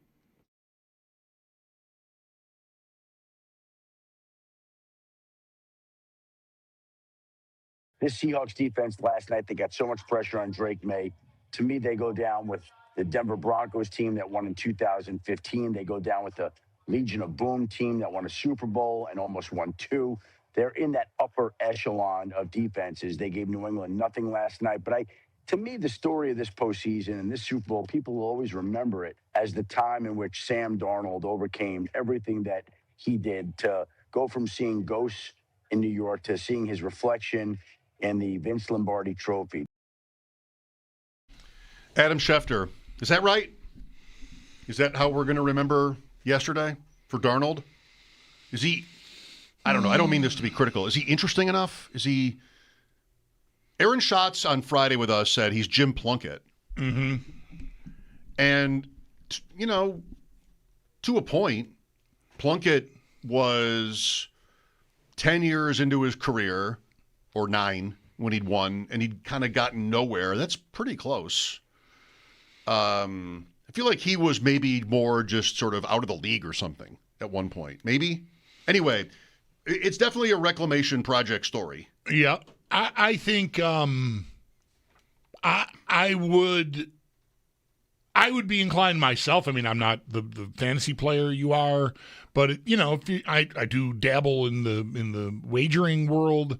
I might fade Seattle, sort of expecting Darnold to be kind of ordinary, because he's not, talent-wise, he's not on the top level. He never has been. And how many guys are on the top level? Sorry to interrupt. 3 or 4, maybe 5. So it's a small group. But he's won, and he's had, he cleared every bar here. These playoff games were all just sort of waiting for him to turn into a pumpkin again. And then it didn't happen in the divisional round. And then it didn't happen in the title game. And then it didn't happen yesterday. And so, I don't know, I might just sort of push that all forward into next year and wait for him to turn into a pumpkin again, because I'm expecting it still, which is not, entirely fair to the guy, but I don't know, whatever. I'm just a dude in Buffalo, New York that watches a lot of football, and I just don't think he's that good. This is a great take. You're basically, I think, saying we're not officially done with the skepticism about him. No. Even though yesterday happened. It doesn't matter I mean, I suppose if he, were the MVP or something, which he had a reasonable enough look at last year, I guess. But it ended so badly, and I know it's based on regular season, but his regular season ended badly. It was a terrible outing, and then followed by a terrible outing in the playoffs. Yeah, it's one of those things that the narrative starts, and even when something happens that flies completely in the face of the narrative, there is still a certain level. This was Peyton Manning. I know. I'm waiting to say it. Right? You're just waiting for him. Oh, well, he can't win the big one. Yeah, but he just did. Yeah, but he won't again. And like that's sort of what I think a lot of people will do with Darnold, and I guess I'm saying I might be a lot of people. Because I'm skeptical of him. I was talking before this game with an acquaintance about this specifically, and that we'll always that's our Sam Darnold touchstone is he's going to break your heart eventually. And even though they won, I think you'll still find people that will subscribe to that, and I think I'm one of them. I don't know that I would want to pick them out of the NFC next year. There's a lot of good teams out there. I am sure that I won't, but I don't think they're going to be bad. I mean, I'm not betting at all against them. What they have is, to an extent, I agree on him. Good, not great, maybe. Mm-hmm. And it's defense, and that's not usually that sustainable. Like, I would want to bet against a team, not that it always works out, but I'd want to bet against a team whose defense was the big story, because it's just it's still an NFL for me where offense is much more easily sustained. And maybe that won't be true, but I was this way about several teams in the last 20 years, and it's mostly held up. The Bills, we never have stopped to really talk about this particular point, but they've done very well at keeping their defense sort of up in the rankings. This year it slid a little bit. Also, last week, I said, one day I just harped on this point, that the Bills would be the team that would be the bitterest about not being in the Super Bowl. This really should have been us. The Rams can't quite say that because they had chances. They lost to Seattle twice in the NFC Championship. Maybe they win one more game, then they get them at home, and maybe that's different. Mm-hmm. But you can only go so far. That's a tough argument to listen to. If you're sitting at a bar and somebody puts that on you, it really should have been the Rams because if this, and this. No, you really can't convince me. You lost to the team that won the Super Bowl. I have a hard time saying you got a bad break there. They won the division, then they beat you again. Right. Yeah. But this could have been the Rams. The Rams could have done the same thing. They were almost Seattle. Mm-hmm. If they get a little bit lucky in their meetings or in the season, then this could have been them easily, mm-hmm. I think. And if the Rams are in that game, probably they're doing a lot more offensively than the Seahawks did. And maybe it's a blowout. The Rams, maybe defensively, were not as good either. Right. But, a little bit of pressure. Well, that's what May got, and he was terrible. He couldn't handle any of it. They couldn't adjust to it coaching-wise, and they just couldn't function. And I feel like a lot of teams could have done that to New England last night. You never know. But the Rams can't really claim that they should have been there. But had they been there, they probably do just as well, I think. They were the second-best team in the NFL. 1A, 1B, Seattle and L.A., right? Yes, I think that's right. I like, you already said it, I think. I like the Rams offense better than Seattle's offense. I think I like the Seattle defense better than the Ram defense, although I think maybe that's closer than I would say Rams offense versus Seattle offense. So, yeah, I mean, what it really would come down to then is maybe how hindered, if at all, by his health, by his shoulder was May to begin with, right? Because then it almost doesn't matter who you're playing. Right, if he's just janky and can't consistently make throws when they're there because his shoulder's jacked up and he's taking a pain-killing shot to get through the game, then you might have been in tough no matter what. So, yeah, I mean, they but all that said, his health, I just thought all along they are not that good. The season told you that. I kept looking at their schedule, and it's just, fired coach, NFC South, fired coach, Jets, fired coach, NFC South. My God. And the playoff, I think I said on Friday, no team has ever won 3 playoff games doing less than New England did to get to the Super Bowl. They didn't barely have to function. It's incredible. A charmed season. The Chargers the Chargers were scared of their own shadows. Houston could not hang on to the ball, and then you got Jared Stidham in a blizzard. It's incredible. Jarrett Stidham in a blizzard. That's how smooth a trip this was. Right. Jarrett Stidham in a blizzard. Yeah. Well, can't say I'm shocked by yesterday. Right on it. Seattle defense, easy game. 803-0550. We'll look for your calls next. Mike Schopp and the Bulldog, WGR.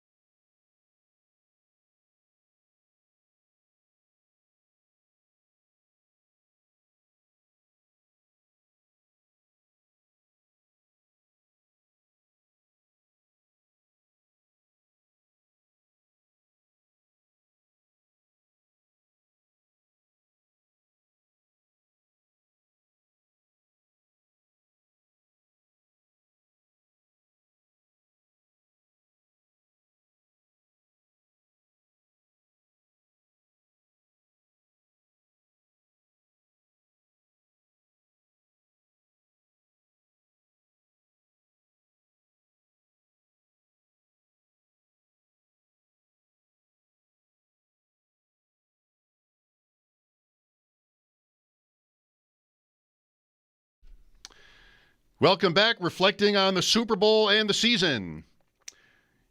Mike Schopp and the Bulldog were into the Olympics. Women's hockey today and tomorrow. USA-Canada tomorrow afternoon. And the men start up this week as well. Tage Thompson, Rasmus Dahlin. No Sabres until the 25th. That is 16 nights from now. They play the Devils in New Jersey that night. Let's go to Frank here. Hi, Frank. Hey, guys. Thanks for having me. Yeah, you're welcome. Thanks for calling. Yeah, I just want to say how easy it was for the Patriots. It was kind of like playing a game of Madden, but with all these buffers, like you guys said, like Jared Stidham in a blizzard. But how eye-opening was it just to see how far away the Bills were from actually winning? Like, I feel like if that was us in that position, we would have been carved up due to all of our deficiencies on defense and offense.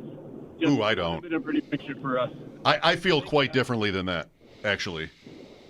I mean, the Bills don't lose games like that, where they just can't play.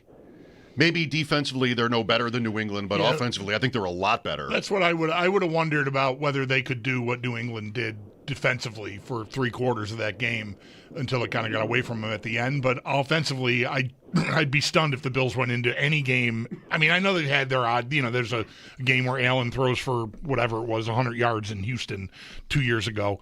I mean, they've had bad days. They still almost won. But still, 78 yards through 3/4 was just meek.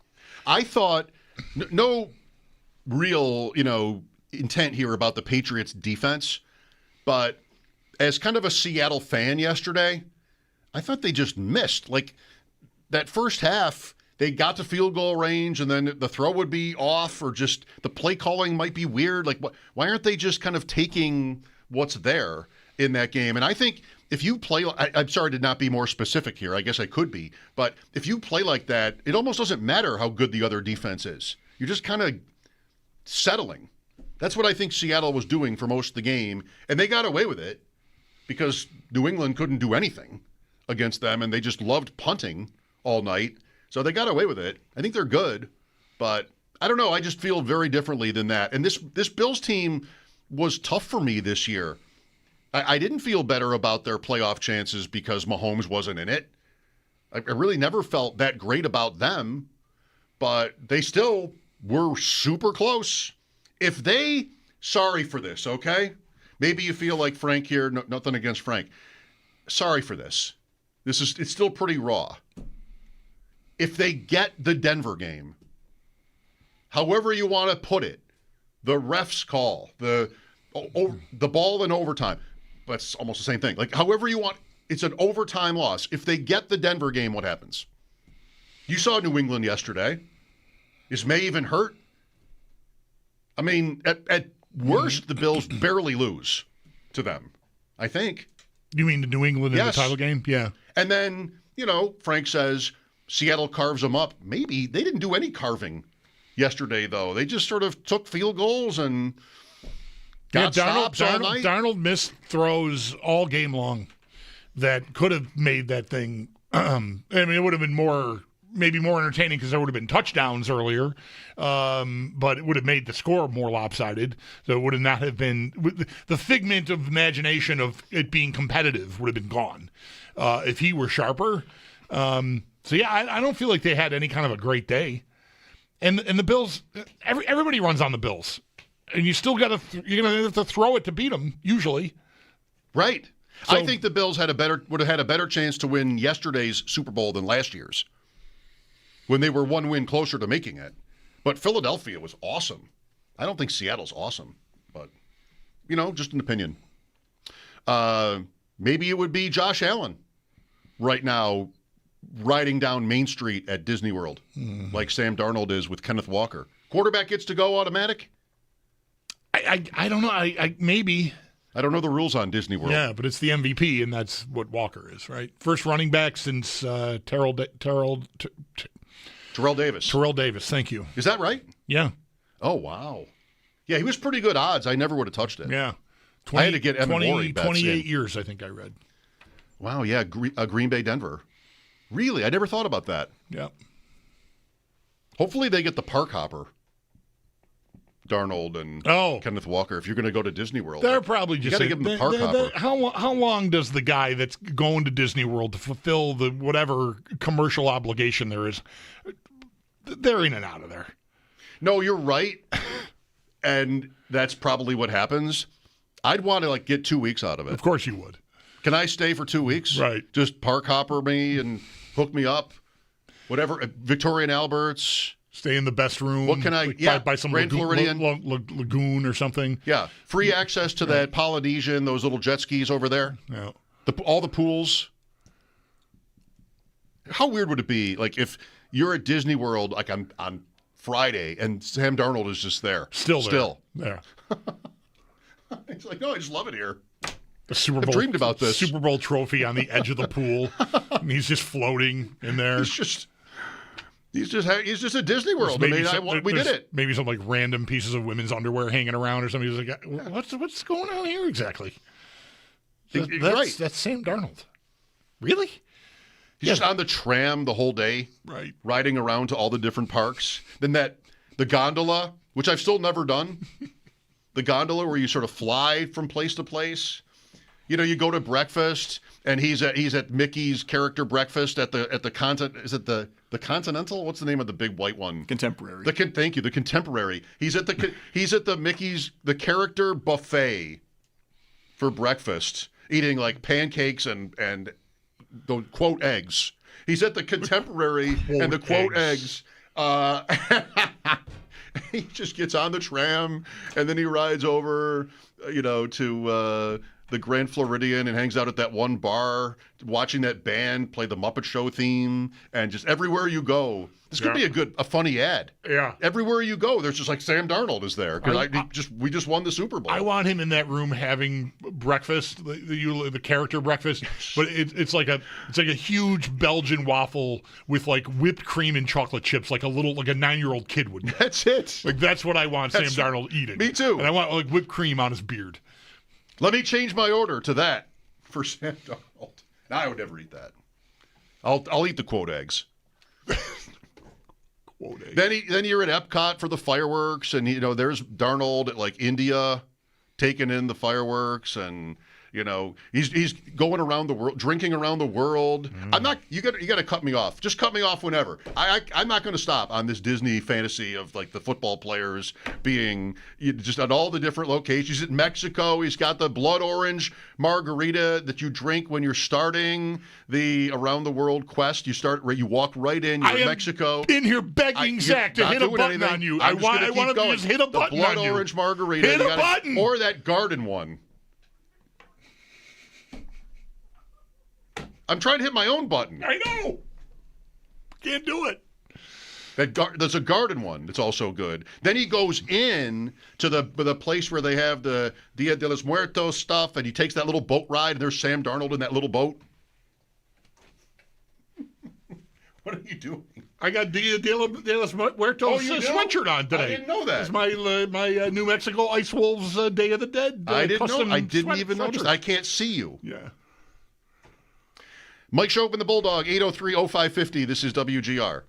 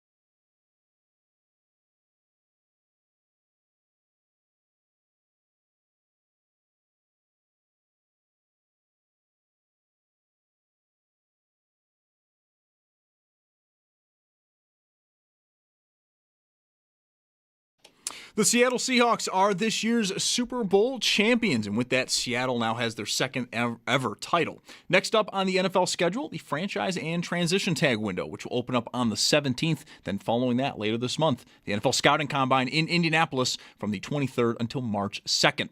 Now heading over to Italy for the Winter Olympics. Team USA, they take down Italy to advance to the gold medal game in mixed curling. That match is going to be tomorrow against Sweden just after 11 a.m. And just wrapping up now in hockey, U.S. women, they take down Switzerland 5-0. And next up for the States, they are taking on Canada tomorrow at 2 p.m. On the men's side of things, games won't start until Wednesday, but we did have some lineup news regarding the Sabres playing in these games earlier today. Tage Thompson reportedly sharing a line with Dylan Larkin and Kyle Connor for the United States, while Rasmus Dahlin and Team Sweden, he was paired with Gustav Forsling. The U.S.'s first game is going to be against Latvia on Thursday, while Sweden, they take on Italy on Wednesday. And your current medal count does see Italy in the lead with 9 medals, while Japan just behind them with 7. The United States just has 2, both though are gold. Norway and Switzerland lead the way in gold medals, each with 3. That's your Paddock Chevrolet Sports Update. Paddock Chevrolet with you for the extra mile since 1935. I'm Zach Jones for WGR Sports Radio 550.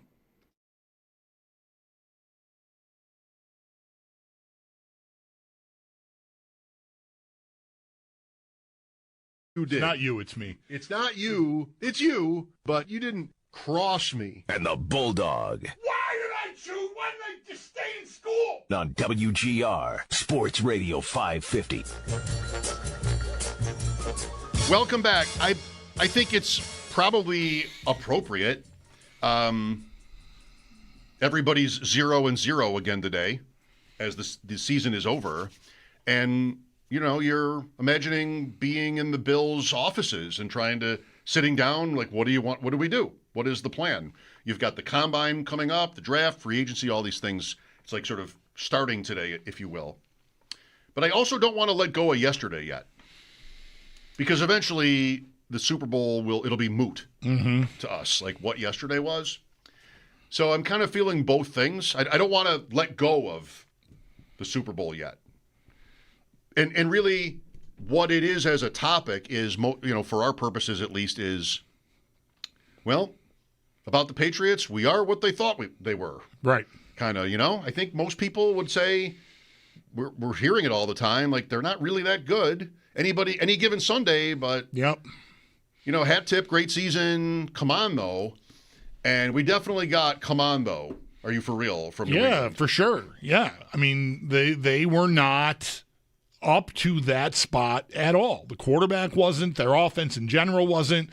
And you can go a certain amount down the road, complimenting, giving Seattle credit for that, which I think is right to do to an extent. I read, I don't know if you saw Bill Barnwell's piece on the game, but man, he just so deep on so many things, like sort of thing. Like the first part of his column was about how Mike McDonald and Seattle's defensive, brain trust didn't use Witherspoon really at all as a blitzer the last month or so. Last 4 or 5 games they played, they didn't really do it at all. And yesterday, that was like one of the things that they went back to. I think they had done it earlier in the year, but had gotten away from it, and it stands to reason. I don't know how strongly Barnwell was asserting that they sprang this on them after hiding it for a month or more, and it got great results.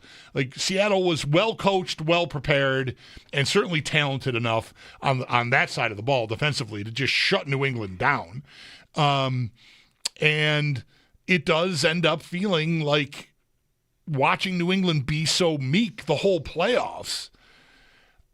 I can't rewrite it. They won the division. They won their games. The only game they lost from September on was this rematch with the Bills until yesterday. So they all you can do is beat the team in front of you, yada, yada, yada. But no, by the time we got to Friday, I just thought there's no way that this is 4.5. I just think Seattle is the better team.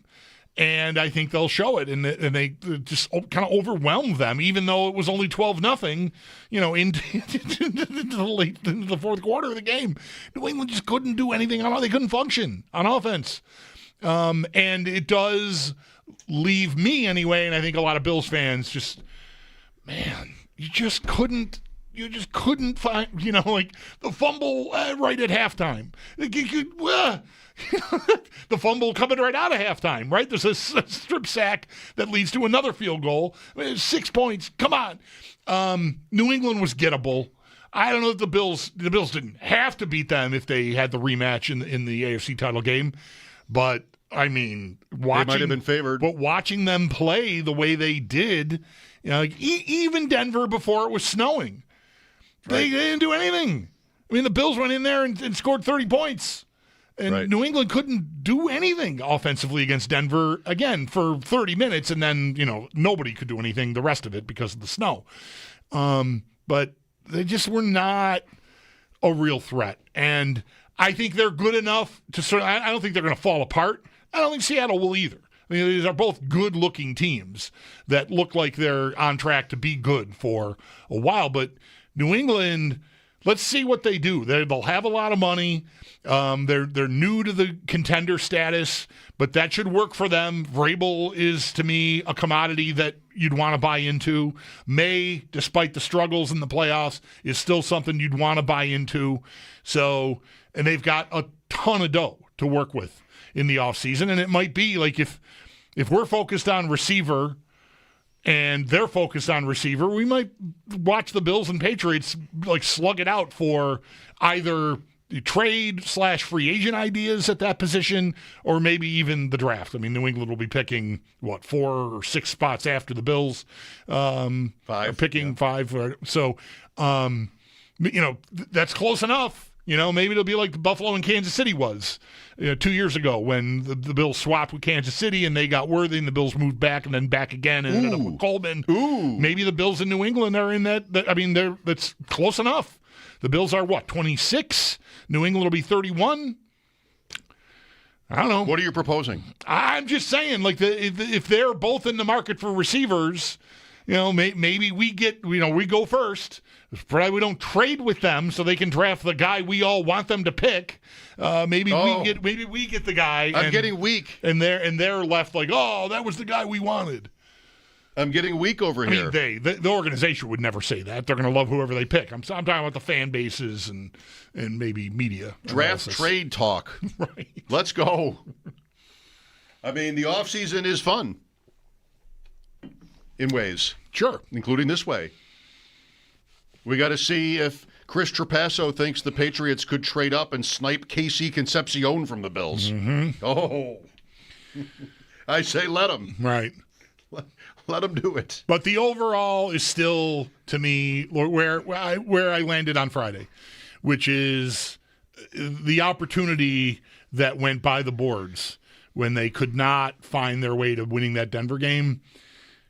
I mean, just put it on the list. I just put it on the list because there was not a great team there to take you out. Denver was not a great team. New England is not a great team. I don't even think the Bills are a great team. You just had to get to the game and then see what happens. It's second on the list for me, behind 13 seconds, Denver. Okay. I'd put it second on the list. What's the list? Playoff losses? I guess, like heartbreak. Houston's probably last because I'm not there yet. Right. I agree. Even the 20 AFC title loss in Kansas City, they were more like New England yesterday in that game against Kansas City in 20 than they were like in future years. Like they just were not up to that spot. I would say, you know what I'm going to say about that game, I think. In terms of the game itself, yes.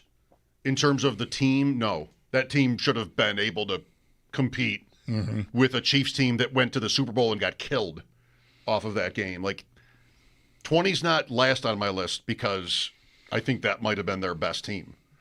But Cincinnati is low. Your point about that team being wiped out, emotionally, psychologically by then. Bengals were good. Like that loss, it's a home game, but that loss is lower on the list. This is a list of what? How bad it hurts. I guess. Denver second. It's your list. You name it what you want. Last year's third, 2020's fourth, Bengals fifth, Houston sixth. It's 6 games. Denver second. What about 23 against Kansas City here? Oh, right. There's another one. You got to fit that in. I forgot that one. Right. It's somewhere in the middle. Down. It's I'll put it down the list. I would put it above Cincinnati, but not above 13 seconds or Denver. I would agree. Why don't we want it higher? Because the other ones were worse. That's why? Speaking for myself, the other ones were worse beats, I think. Yeah. That's how I would look at it. Denver second. Here. We must just be masochists. 13 seconds. Yes, but you couldn't assume a win over Cincinnati after Cincinnati won in Arrowhead. And that was a competitive Super Bowl. That 2-minute warning, they had a chance to win. And how they've looked against you really almost ever since. Right. So at the time, that'll be a given. Can't really say that. So that one, what was I going for here? Last year, the Eagles go and rout the Chiefs. I'll never think the Bills would have just beaten Philadelphia. I don't think so. I mean, at best, it's a game. Yep. But Philadelphia's awesome. I do think I said this maybe the Monday after last year's Super Bowl, pondering it, right? What if that's us? Because, Philadelphia looked so dominant in that game. And I think what was the key to that game was what they did to the Kansas City offensive line. And the Bills have been much more sturdy there. So I wonder how much that would have affected that matchup. I think the rest of it is close enough to just consider it a wash. But that is a strength of the Bills, and I think had been certainly last year. It was a weakness of the Chiefs, and Philadelphia exploited it to their credit. Maybe I give them a harder time there, and if so, then it's probably a better game.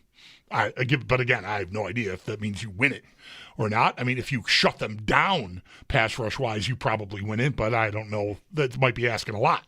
That team was so good. So many guys are part of that rotation that just, they're going to chew you up eventually. But this is not how I feel about Seattle. That's why Denver comes in second on this list. Because it kept you from an opportunity to see that. And they're not Philly last year, Seattle. No.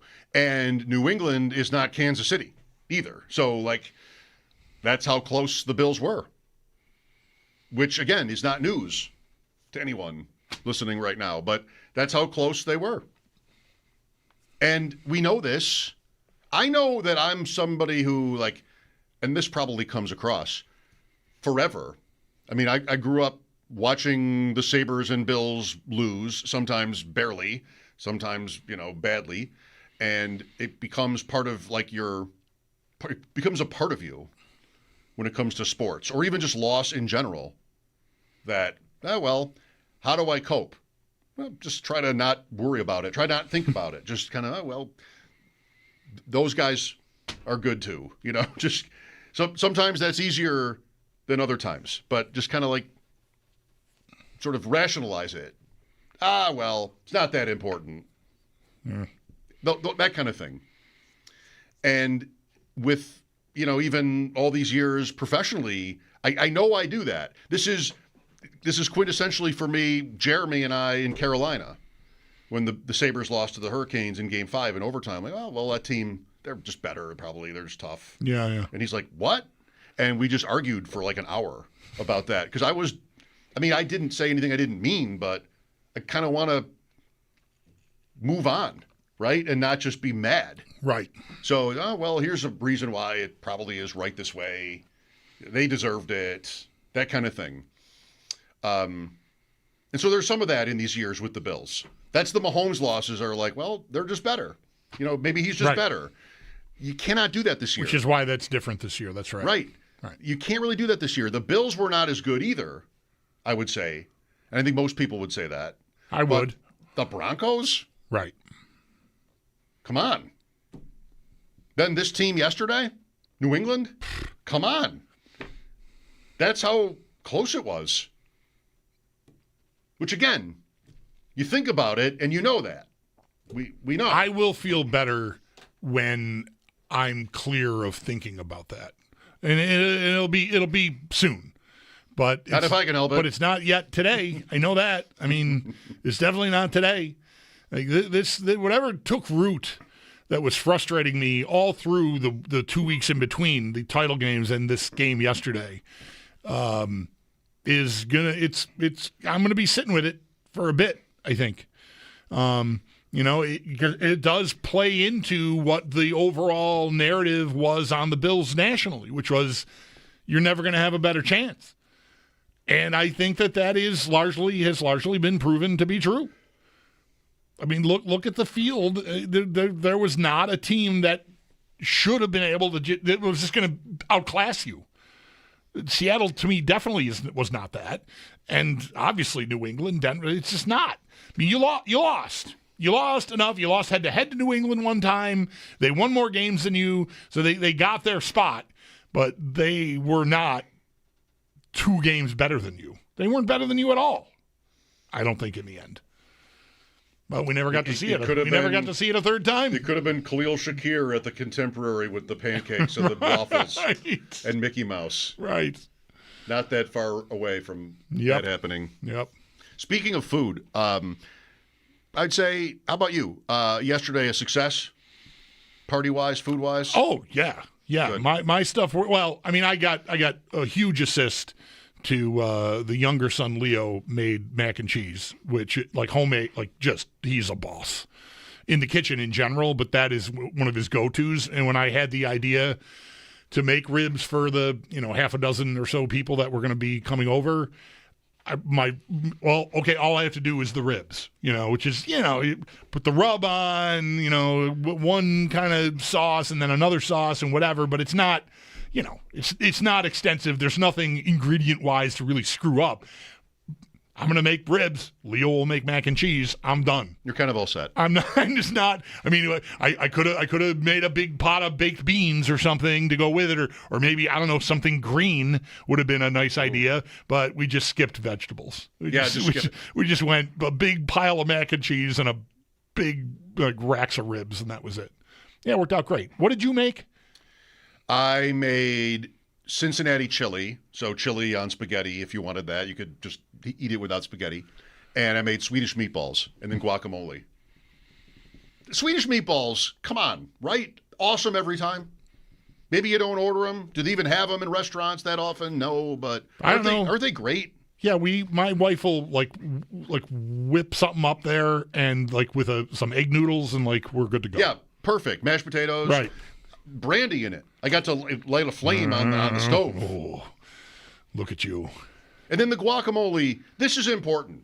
I wish I had thought to share this before the Super Bowl so everybody could have known. Wow. There's one chip and only one chip for the guacamole. And that's the Tostitos, if we're just going to keep it to the Tostitos family. That's that Cantina Gold, thick in the yellow bag. No thin crisps with the guacamole. It doesn't work. They just break. No scoops, because then you're kind of your fingers end up in there. You don't want to do that to people. Get out of here with hint of lime. Horrendous choice. Hint of lime. All of it. You got to have the thick Cantina Gold restaurant chips. That's the one. Everything else fails. I like hint of lime, but they break very easily. If you could get me hint of lime with those on the Tostito Gold chip, no, that would be a winner because I like the flavor of the hint of lime chip. No, you although I'm not mixing it with guacamole because I don't like guacamole, so I wouldn't even know. Okay, well then. But yeah, the lime's in the way of the guacamole. You're saying? The lime is just too much lime. Okay. Because there's lime in the guacamole. That's how you get it to keep from going brown in an hour. You have to you put the lime juice in it, and it keeps it green. And there's your lime. Any more lime is too much lime. You're crossing the lime. Wow. You've crossed the lime. If you're using hint of lime in the guacamole with the lime, you've crossed the lime. Yep. I think I agree with you. Theoretically, I like the hint of lime for like a salsa or like a bean dip or anything like that doesn't have lime in it already. But fair. The right point is the sturdiness of the chip. Yeah, I need the sturdy chip, and they're big too. They're perfect. You got to have the big, thick chip. Although the chip is too big, you get tempted to Costanza. Break it in half. You get tempted to double dip. Then. Just break it in half. Okay. That's simple. Yeah. That's all you have to do. Crack it. Hint of lime. Who's crossed the lime? Get that brandy. I made a brandy run yesterday for this meatballs recipe. I made a brandy run. You made I did. A brandy run. I made a brandy run. The off season is here. Anyway, New England now 6-6 in Super Bowls. Wow, that's a lot. 12 out of 60. 20% of the Super Bowls ever have had the Patriots. I mean, if you're under 32, it probably feels like all of them. Pretty much, yeah. I'm glad they lost. 803-0550. Thrilled. What's on you? What's your list look like? These Bills playoff defeats. Mike Schopp and the Bulldog here, back after sports. This is WGR.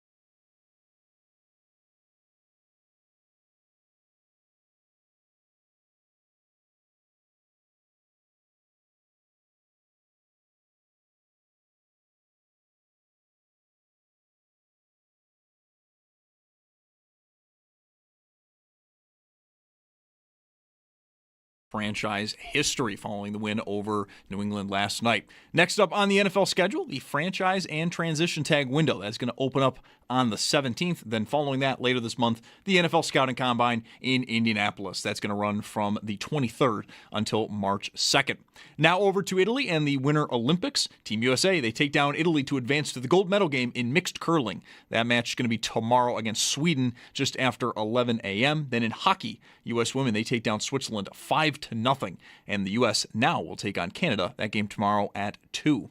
On the men's side of things, hockey games won't start until Wednesday, but we did have some lineup news regarding the Sabres that are playing in this year's games. Tage Thompson reportedly sharing a line with Dylan Larkin and Kyle Connor for the United States, while for Rasmus Dahlin and Team Sweden, Dahlin was paired with Gustav Forsling. The U.S.'s first game, it's against Latvia on Thursday, while Sweden, they take on Italy on Wednesday. And your current medal count? Italy in the lead with 9, while Japan is just behind them with 7. The United States has just 2 medals, both though are gold. Norway and Switzerland have the most gold medals, each with 3.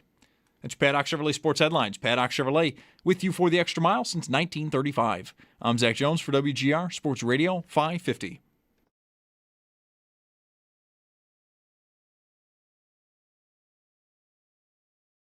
What does the future look like as a head coach in this league for you? Because it's going to happen. Yeah, that's up to God, and we're gonna enjoy tonight. Yeah. So no answers on the network. Yeah. Yeah. Well, you guys know I'm going to Las Vegas, so I'm fired up about it. But tonight, for one more night, hell yeah, I'm going. Of course I'm going. Yeah. Clint Kubiak, late of the Seahawks as the offensive coordinator, now off to Vegas. What are the Seahawks? It's a bird. Yes, that's a good start. Yes, it's a bird. I mean, good? Yeah. I don't know. You said this something like this earlier, too, and I can't say I hate to be this way because I know I'm often this way. Mm-hmm. But respect for Sam Darnold, but come on. Yeah, no, it's not. We're still. I'm aware of it, so maybe there will be some safeguards. We talked like this late in the week with a couple of our guests, maybe Mike Giardi specifically. Like, I didn't think New England be that, like, have that kind of record, have that season. I did not see a 14-win season for New England in the window when I was thinking about the season. And what I think you can do that's often a mistake is all year sort of view whatever success they're having through that prism. Like, oh, it's a house of cards. They're not that good. Just wait. You'll see. And, you keep doing that. And, in this case, that team hardly ever lost again from early on in the year, and they end up in the Super Bowl. But it was right to still doubt them. Like, I finally talked myself into it as last week drew to a close. Like, they're not – I think Seattle's going to beat this team, and I don't think it's going to be that close.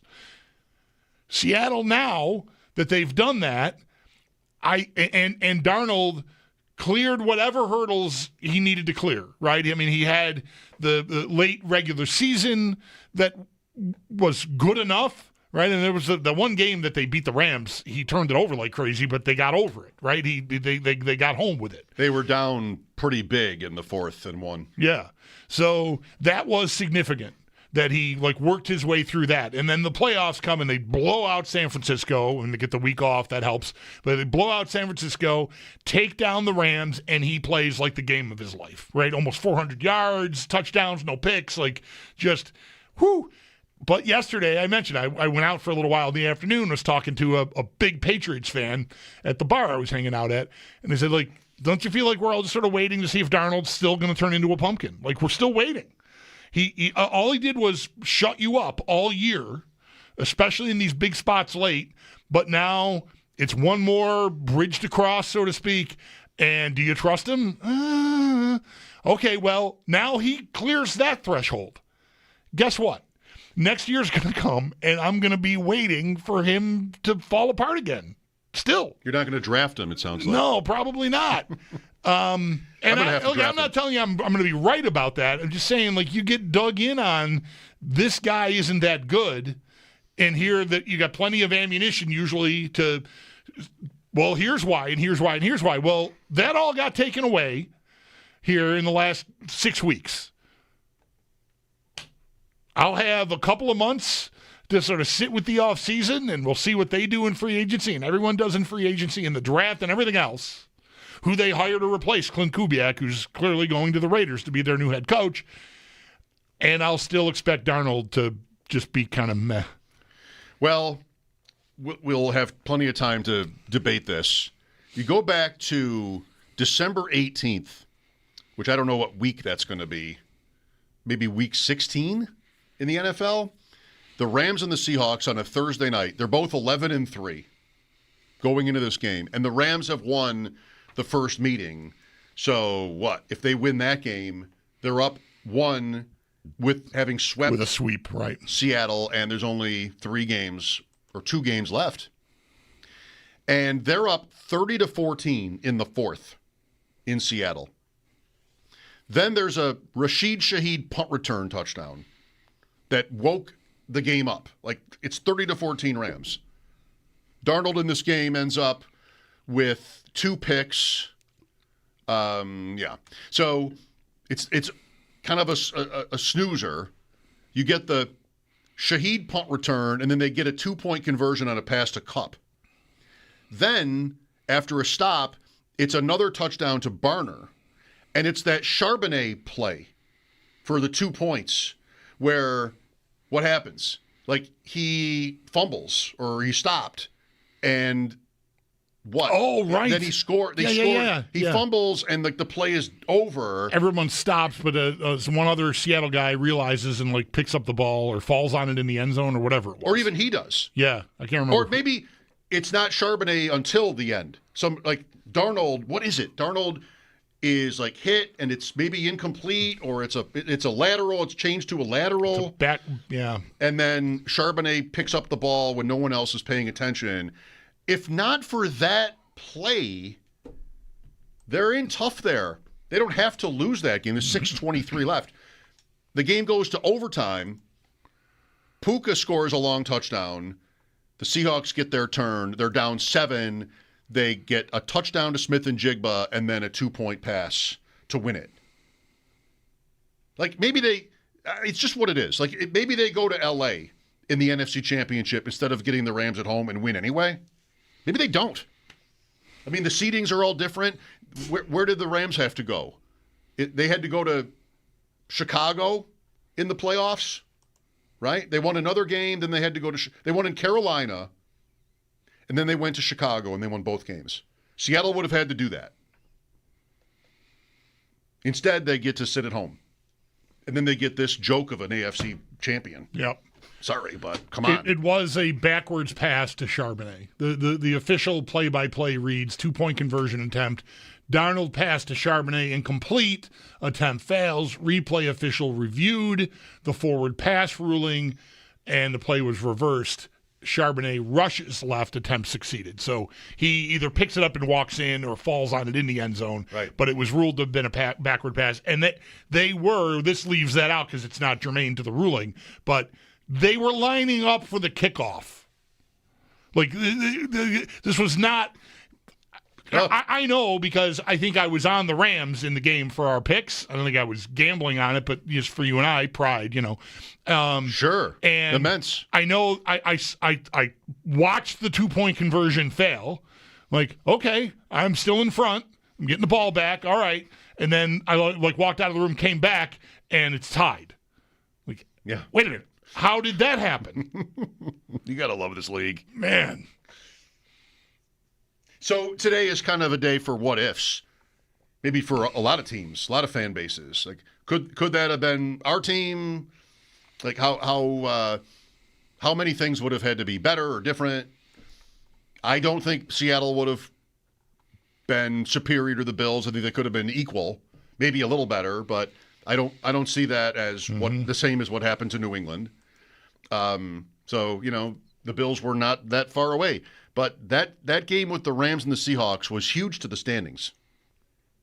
And that play was weird because the first thing you learn playing sports is you stop at the whistle.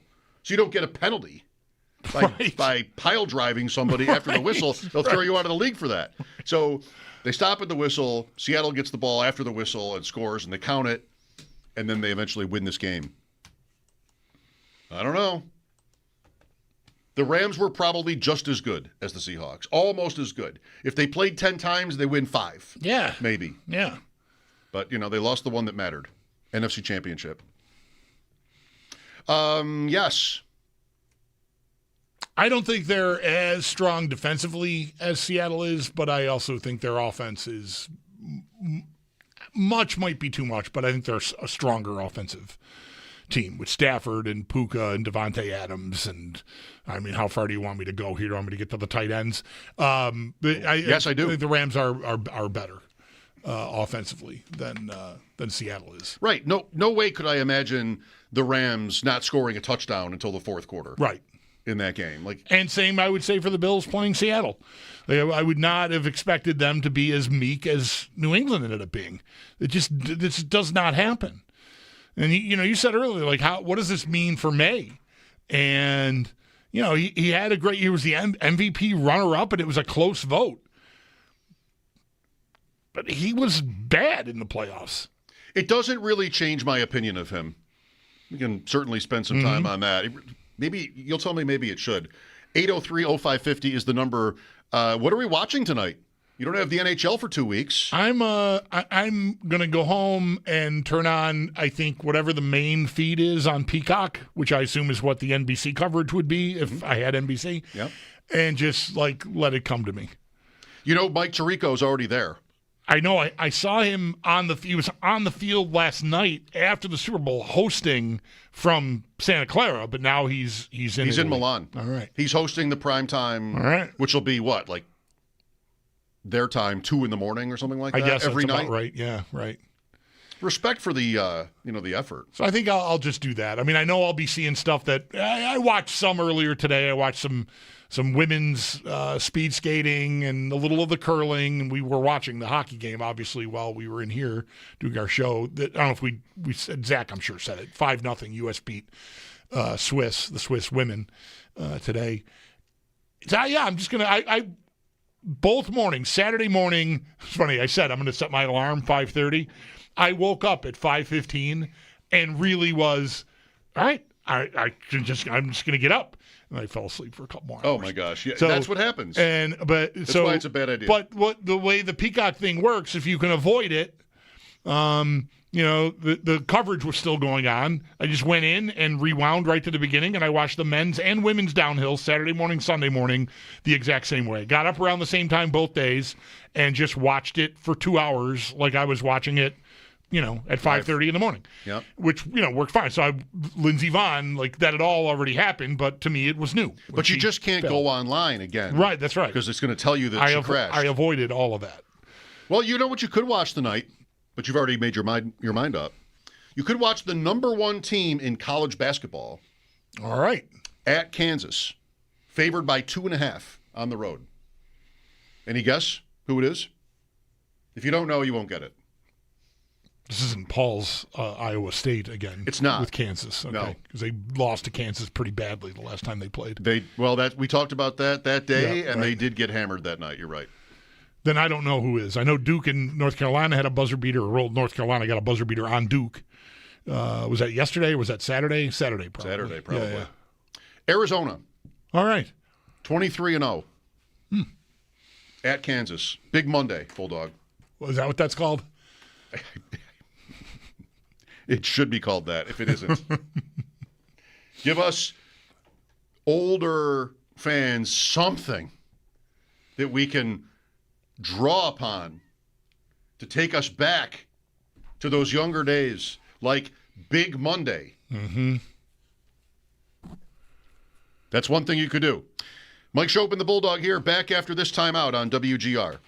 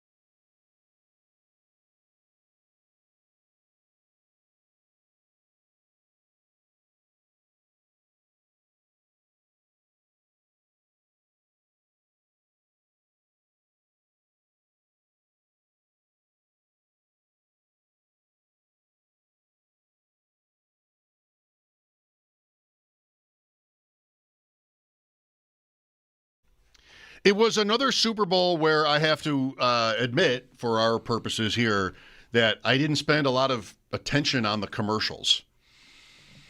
I'm getting up. I'm in the kitchen. I'm hosting. I know what you mean. You know, my son had friends over. I didn't really get to the Dunkin' Donuts one. I thought was incredibly bad. That I was the in one my with seat like for. somebody from every sitcom ever, basically. Yeah.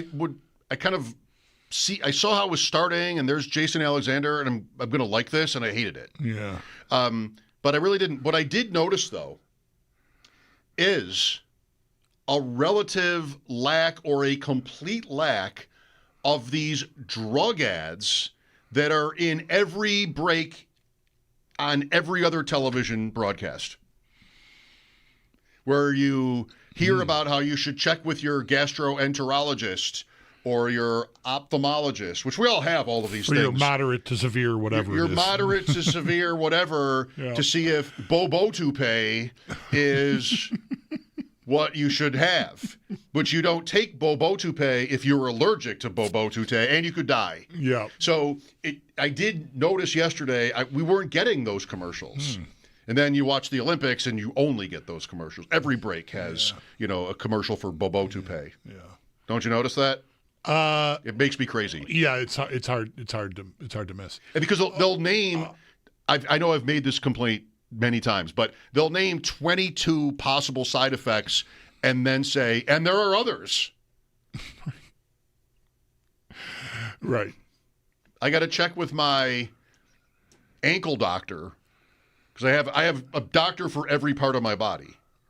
So I got to check with all of them to see if it's safe for me to take Bobo Toupee. You make the point about like you people over, and so you're hosting, and so you're filling drinks or whatever, and that is true to a point. Although I timed my meal prep so that I was done.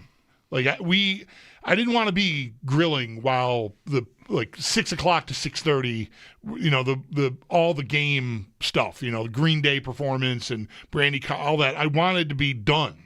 And I was, and that also means I wasn't doing a lot after the commercials. I think, what is it? Maybe that you see some of them ahead of time now. Like there were ads that I saw yesterday that weren't new to me, and they always all used to be new, right? It was like, here is Pepsi's Super Bowl ad. Here is Dorito, whatever, right?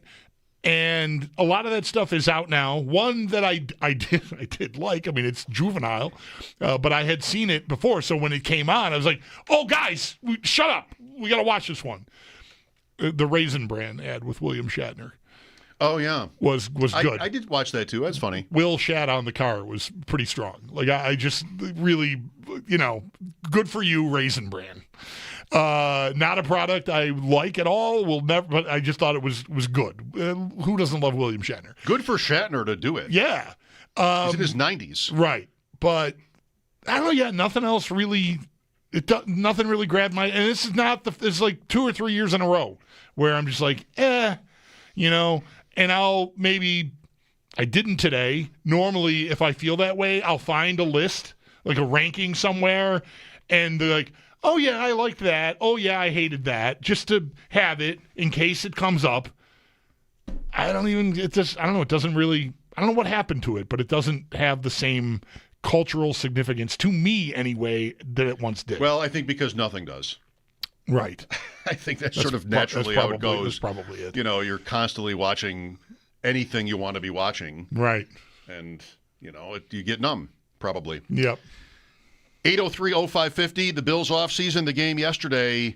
Were you excited, happy that New England, the day went so badly for the Patriots? Or maybe was it more of a downer because it's just more frustrating to think about the Bills not getting there? And that team did. I don't know. Could be both for some people or one or the other. Lines are open for your calls. Mike Schopp and the Bulldog here, WGR.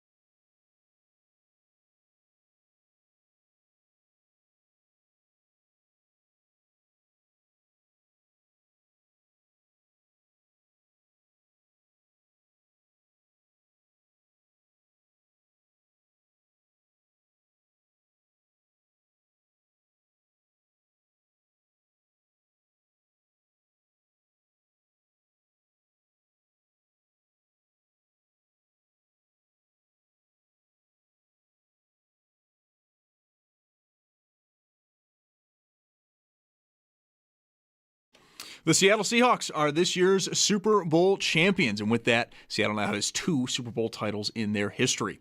Next up on the NFL schedule, the franchise and transition tag window is going to open up on the 17th. Following that, later this month, the NFL Scouting Combine down in Indianapolis will run from the 23rd until March 2nd.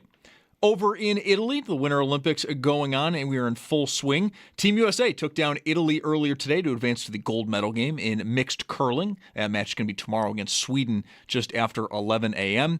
In hockey, U.S. women take down Switzerland 5-0. The U.S. will take on Canada tomorrow at 2. And then on the men's side of things, hockey game is going to be beginning later this week on Wednesday. However, we got some lineup news today regarding the Sabres who are competing at this year's games. Tage Thompson reportedly sharing a line with Dylan Larkin and Kyle Connor for the United States, while for Rasmus Dahlin and Team Sweden, he was paired with Gustav Forsling.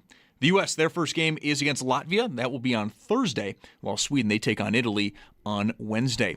And your current medal count sees Italy in the lead with 9, while Japan just behind them at 7. The United States just has 2 medals, both though are gold, while Norway and Switzerland have the most gold medals with 3 each. That's Paddock Chevrolet Sports Update. Paddock Chevrolet with you for the extra mile since 1935. I'm Zach Jones for WGR Sports Radio 550.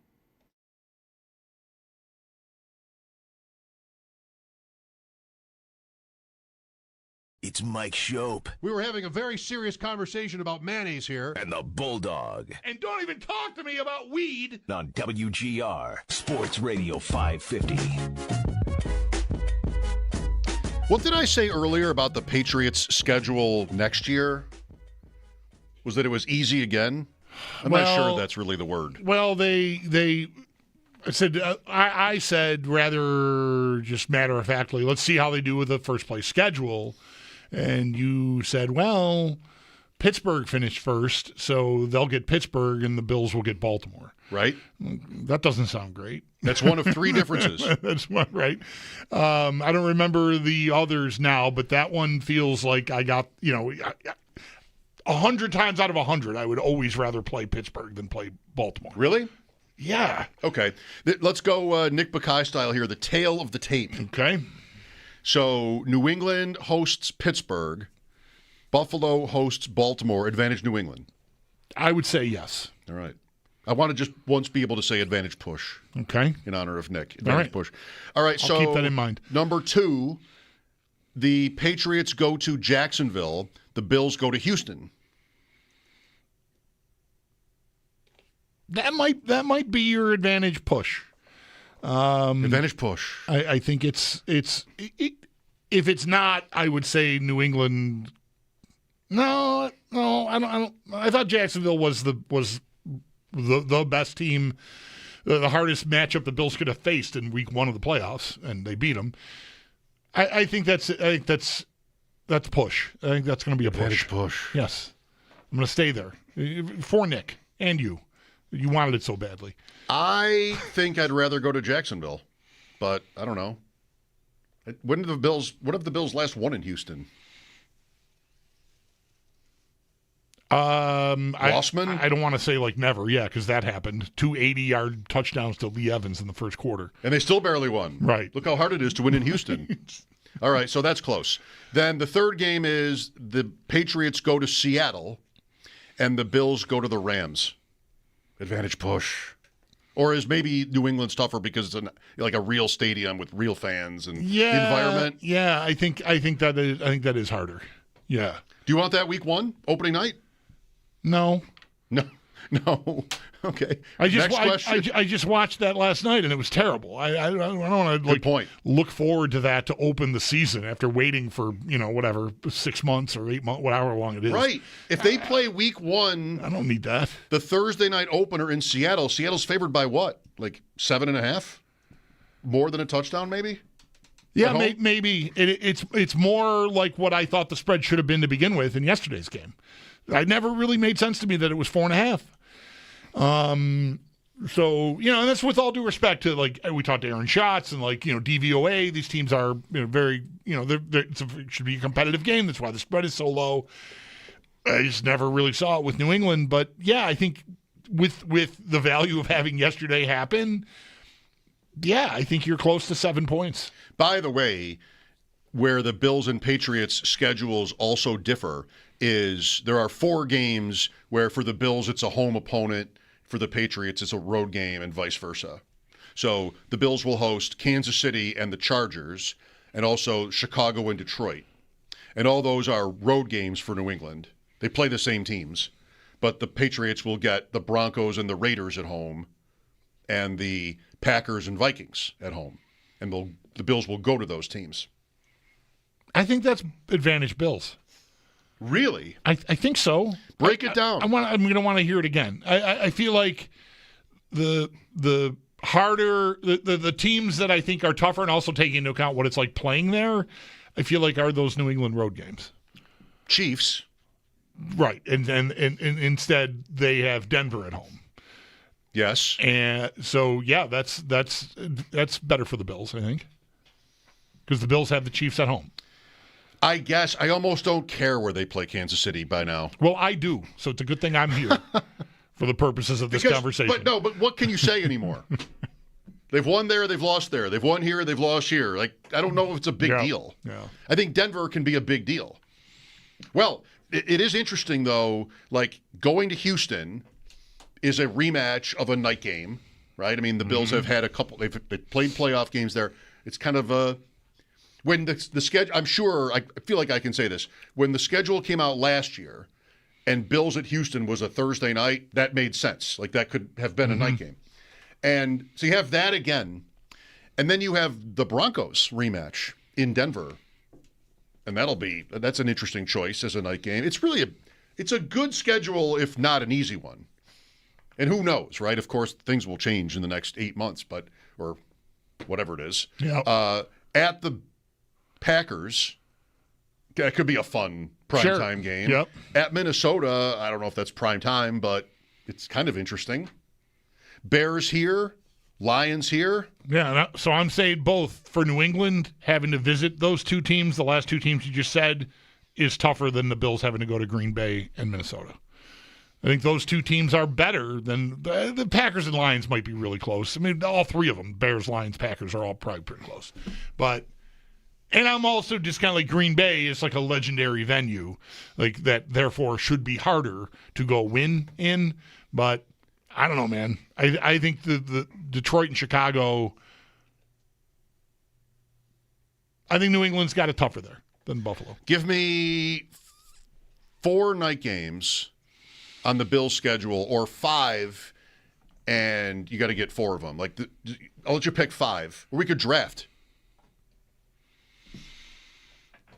Wait, what we could we draft. Do? We could draft.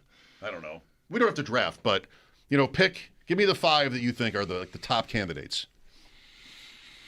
Patriots could be home or away.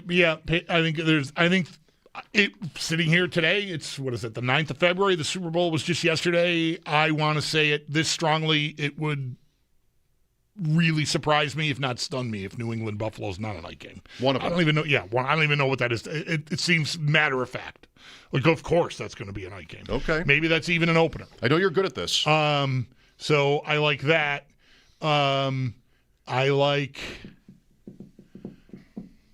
I think I like the Broncos. You've got the playoff history now, 2 years in a row if you want it. Yes. 2 years in a row. I think that works for a night, not the opener, but a night game.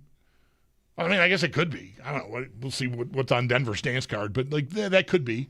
How about like the Rams game and the Ravens? Those are my 4. Patriots, Ravens, Broncos, Rams. Was I supposed to pick 4 or 5? 4's great. 4? 4's great. I think those are the strongest candidates. Prior to being, I've been in here with you for way longer than the last few years, but when we talk about the schedule, the point you make about Chiefs and Bills and CBS 425 in November or something sort of gets me off of that being a night game. Although it's been a while since it's been a night game, and eventually maybe ESPN and or NBC or Prime or somebody is going to raise their hands in the meeting like, Really, with Nance and Romo every friggin' year, can somebody else get this game? I mean, it's one of the best games in the league every year. Maybe deserves to be spread around a little bit. You don't think the bloom is off that rose? I don't. I don't either. And Sal made a good point earlier, like maybe not week 1 because they're not sure Mahomes will be ready. Right. That's probably right. So, yeah, I mean, it's but sort of a tradition. I don't think of it as a night game, but now I sort of made the case in explaining why. And that's got me thinking, well, maybe it will be now because it hasn't been. There's a Sunday night in there in what? Is that 21? 21. They lose the AFC Championship, right. Then the next year they whip the Chiefs. Could go there on a Sunday night. Right. So it has, but that's already that's 5 years ago now. So I might want to amend my list and put the Chiefs on there. I feel like maybe should we let him do it? Maybe it's time. Let me get the Ravens out of there. That was just last year. I think I want to replace the Ravens with the Chiefs. That's a night game. How about this change of position here? And I want a late pivot. I want to keep the road games at Denver and the Rams as the other two. Give me Green Bay. I feel like that's a lock. It's 8 years. Yeah. Allen is a rookie at Green Bay, at Minnesota. Right. And, they've had, is it every year? I don't know. But I'm thinking of like the Packers playing the Ravens at home around Christmas at night. Derrick Henry. And they also did that with Tennessee when Henry was on. Maybe we need Derrick Henry to qualify for this. But when the Titans when they had Henry, they went to Green Bay and maybe won late in the season. Some AFC, NFC at Lambeau Field around Christmas night game. There it is. That to me, I can see it. Bank. You like that instead of a Ram game, for instance? I do. Which was one of my picks. I do. 425 for the Rams. Sorry, Rams. That's what it was the last time they played out there. Right? That's right. Last season. Last year. That crazy high-scoring game that that's they right. lost. Was that 44-42 or something? I don't remember the score now. I think that's correct. There's also the Chargers this year. Here. Yeah. Are they anything? No. No. How many teams the Bills play in 26 are good? Or at least pretty good? Like Kansas City's probably good. Patriots, Chiefs, Ravens, Lions, Bears. Chargers, Packers, Patriots again. Rams, Texans. Broncos. That's 11. Yeah. It's 11 games. They're not all playoff teams like Kansas City and Baltimore were not playoff teams, right. But still, it's 11 games. Yep. Yeah, it's a pretty rough looking schedule. Detroit. So they play. Getting the NFC North instead of the NFC South is just such a huge difference. You still have it up? Yeah. Playoff teams are Patriots twice, Bears, Rams, Packers, Chargers, Broncos. Patriots twice, Texans. Mm-hmm. All right, I got to go left to right. Patriots twice, Texans, Chargers, Broncos. That's 5. 6. I'm not going to. I got to count the Patriot game twice. Mm-hmm. No, it's still 5. Then Chicago, Green Bay, 7. Rams, 8. 8 playoff teams, right? Right. Then you have Kansas City, Baltimore, Detroit. Right, who weren't playoff teams but are perennial contenders. And those are all home games. That's like last year. Yeah. Where they had Philadelphia, Cincinnati, Baltimore, Kansas City, all here. Mm-hmm. So that's 11 games against playoff teams from 2025 or Chiefs, Ravens, Lions. Right. Is that it? Playoff adjacent. I don't know what you do with those teams, but they sound like they should be playoff teams. It was pretty stunning that they weren't playoff teams this year. So then you have the Jets twice, the Dolphins twice, the Raiders, and the Vikings are the rest of it. Yeah. Let's go to Mark here. Hi, Mark. Hey, guys. How you doing tonight? Good. Thank you for calling. I just have a quick fantasy question. All right. I'm in a keeper league where we choose one player to keep for the next year. And this year I had my quarterbacks as Lawrence and Darnold. So who do I keep going into next season? Ooh, who do you like there? Who's the better long-term, or just for 1 year, or just maybe just for the future? we're doing this. I would lean Lawrence. I think I would too. I was thinking that too. Yeah. Yeah, I'm thinking, I'm hoping not, but maybe Darnold was just a flash in the pan with Kubiak and it's some magic there. But Kubiak's going to be gone. I'm thinking he doesn't repeat this performance he had this year. Yeah. Good luck, Mark. I would agree. I am inclined to agree, but it should be pointed out that he did just win 14 games back to back. Darnold. I mean, he had a great year with Minnesota last year. It's not like this year in Seattle was some kind of one-off. It's a two-off, though. You're right. But I'm with you. I'm still skeptical. I'm going to be skeptical about him going into the year. I've said it a few different times today whenever it's come up that I'm going to be guilty of. And I feel kind of a little silly, but I'm just being honest with how I feel about it, what I think of it. Because I don't like when we keep a narrative hanging around a guy's neck when they have dispelled it, right? And Darnold, because of last year, because of his career up to last year, was, can you believe he's really this good? Is Minnesota going to commit to him? What are they doing? And then the final game of the regular season, the playoff game, were so bad, they went, yep, nope, we're good. We're going to let him go. And so Seattle comes and gets him, and he just does it again, but this year without ever ending up in the ditch. I love, too, how the general manager gets fired in Minnesota, and all the stuff over the weekend was actually he's who wanted McCarthy. Right. O'Connell wanted Darnold to stay. Right. Of course. Right? Of course, that's going to be the spin. And maybe O'Connell wanted Aaron Rodgers. I read some of that, too. Or somebody else. Somebody did. Anybody but the guy that got fired. Anybody else. Right. Lawrence, much higher than Darnold this year in fantasy, by the way. Not just sort of like the player, but Lawrence gave you more. He was like top 5, I think, as a quarterback this year in total points. Darnold wasn't close to that. It's kind of a bit, but I'm serious. That curling is great. Tomorrow, it's noon for USA Sweden. Tremendous win today for the Americans. They're not a fluke. They're not as famous as some of the other players and teams exactly, but this is a great team. And they're in the finals for the gold against Sweden. That helped them today, too, I would say, getting Rano instead of Mowat. Sweden got through.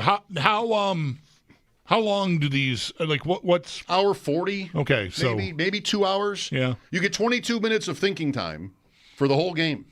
So they push you. Okay. And you're only throwing 5 stones per end as a team. So it's fast. 8 ends. Yeah. It's great. Well, that'll be nice. That'll flow right into the U.S. and Canadian women playing hockey. It's perfect timing for our schedules. Yeah. That noon start. Not 4 a.m. or something like some of these games have been. Right.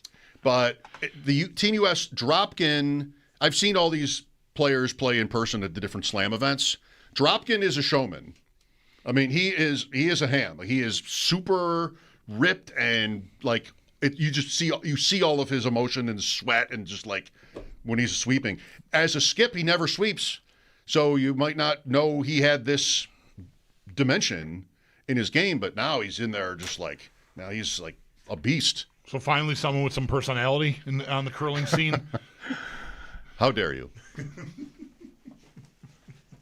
It's really good. I mean, it's my sport, but it's the Olympics and the casuals, welcome. Come on over. I will this is gonna come off jerky because I know how much you like it.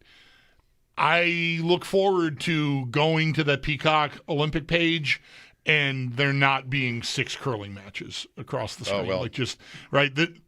They don't keep this. They're going to wrap up soon, right? No, the men and women haven't even started yet. This is still the mixed. Oh, Jesus. So that's not going anywhere. Thank goodness. How dare you? That's not going anywhere. Sal Capacio with us earlier. His thoughts on the Super Bowl and the offseason as it begins. That's next here on WGR.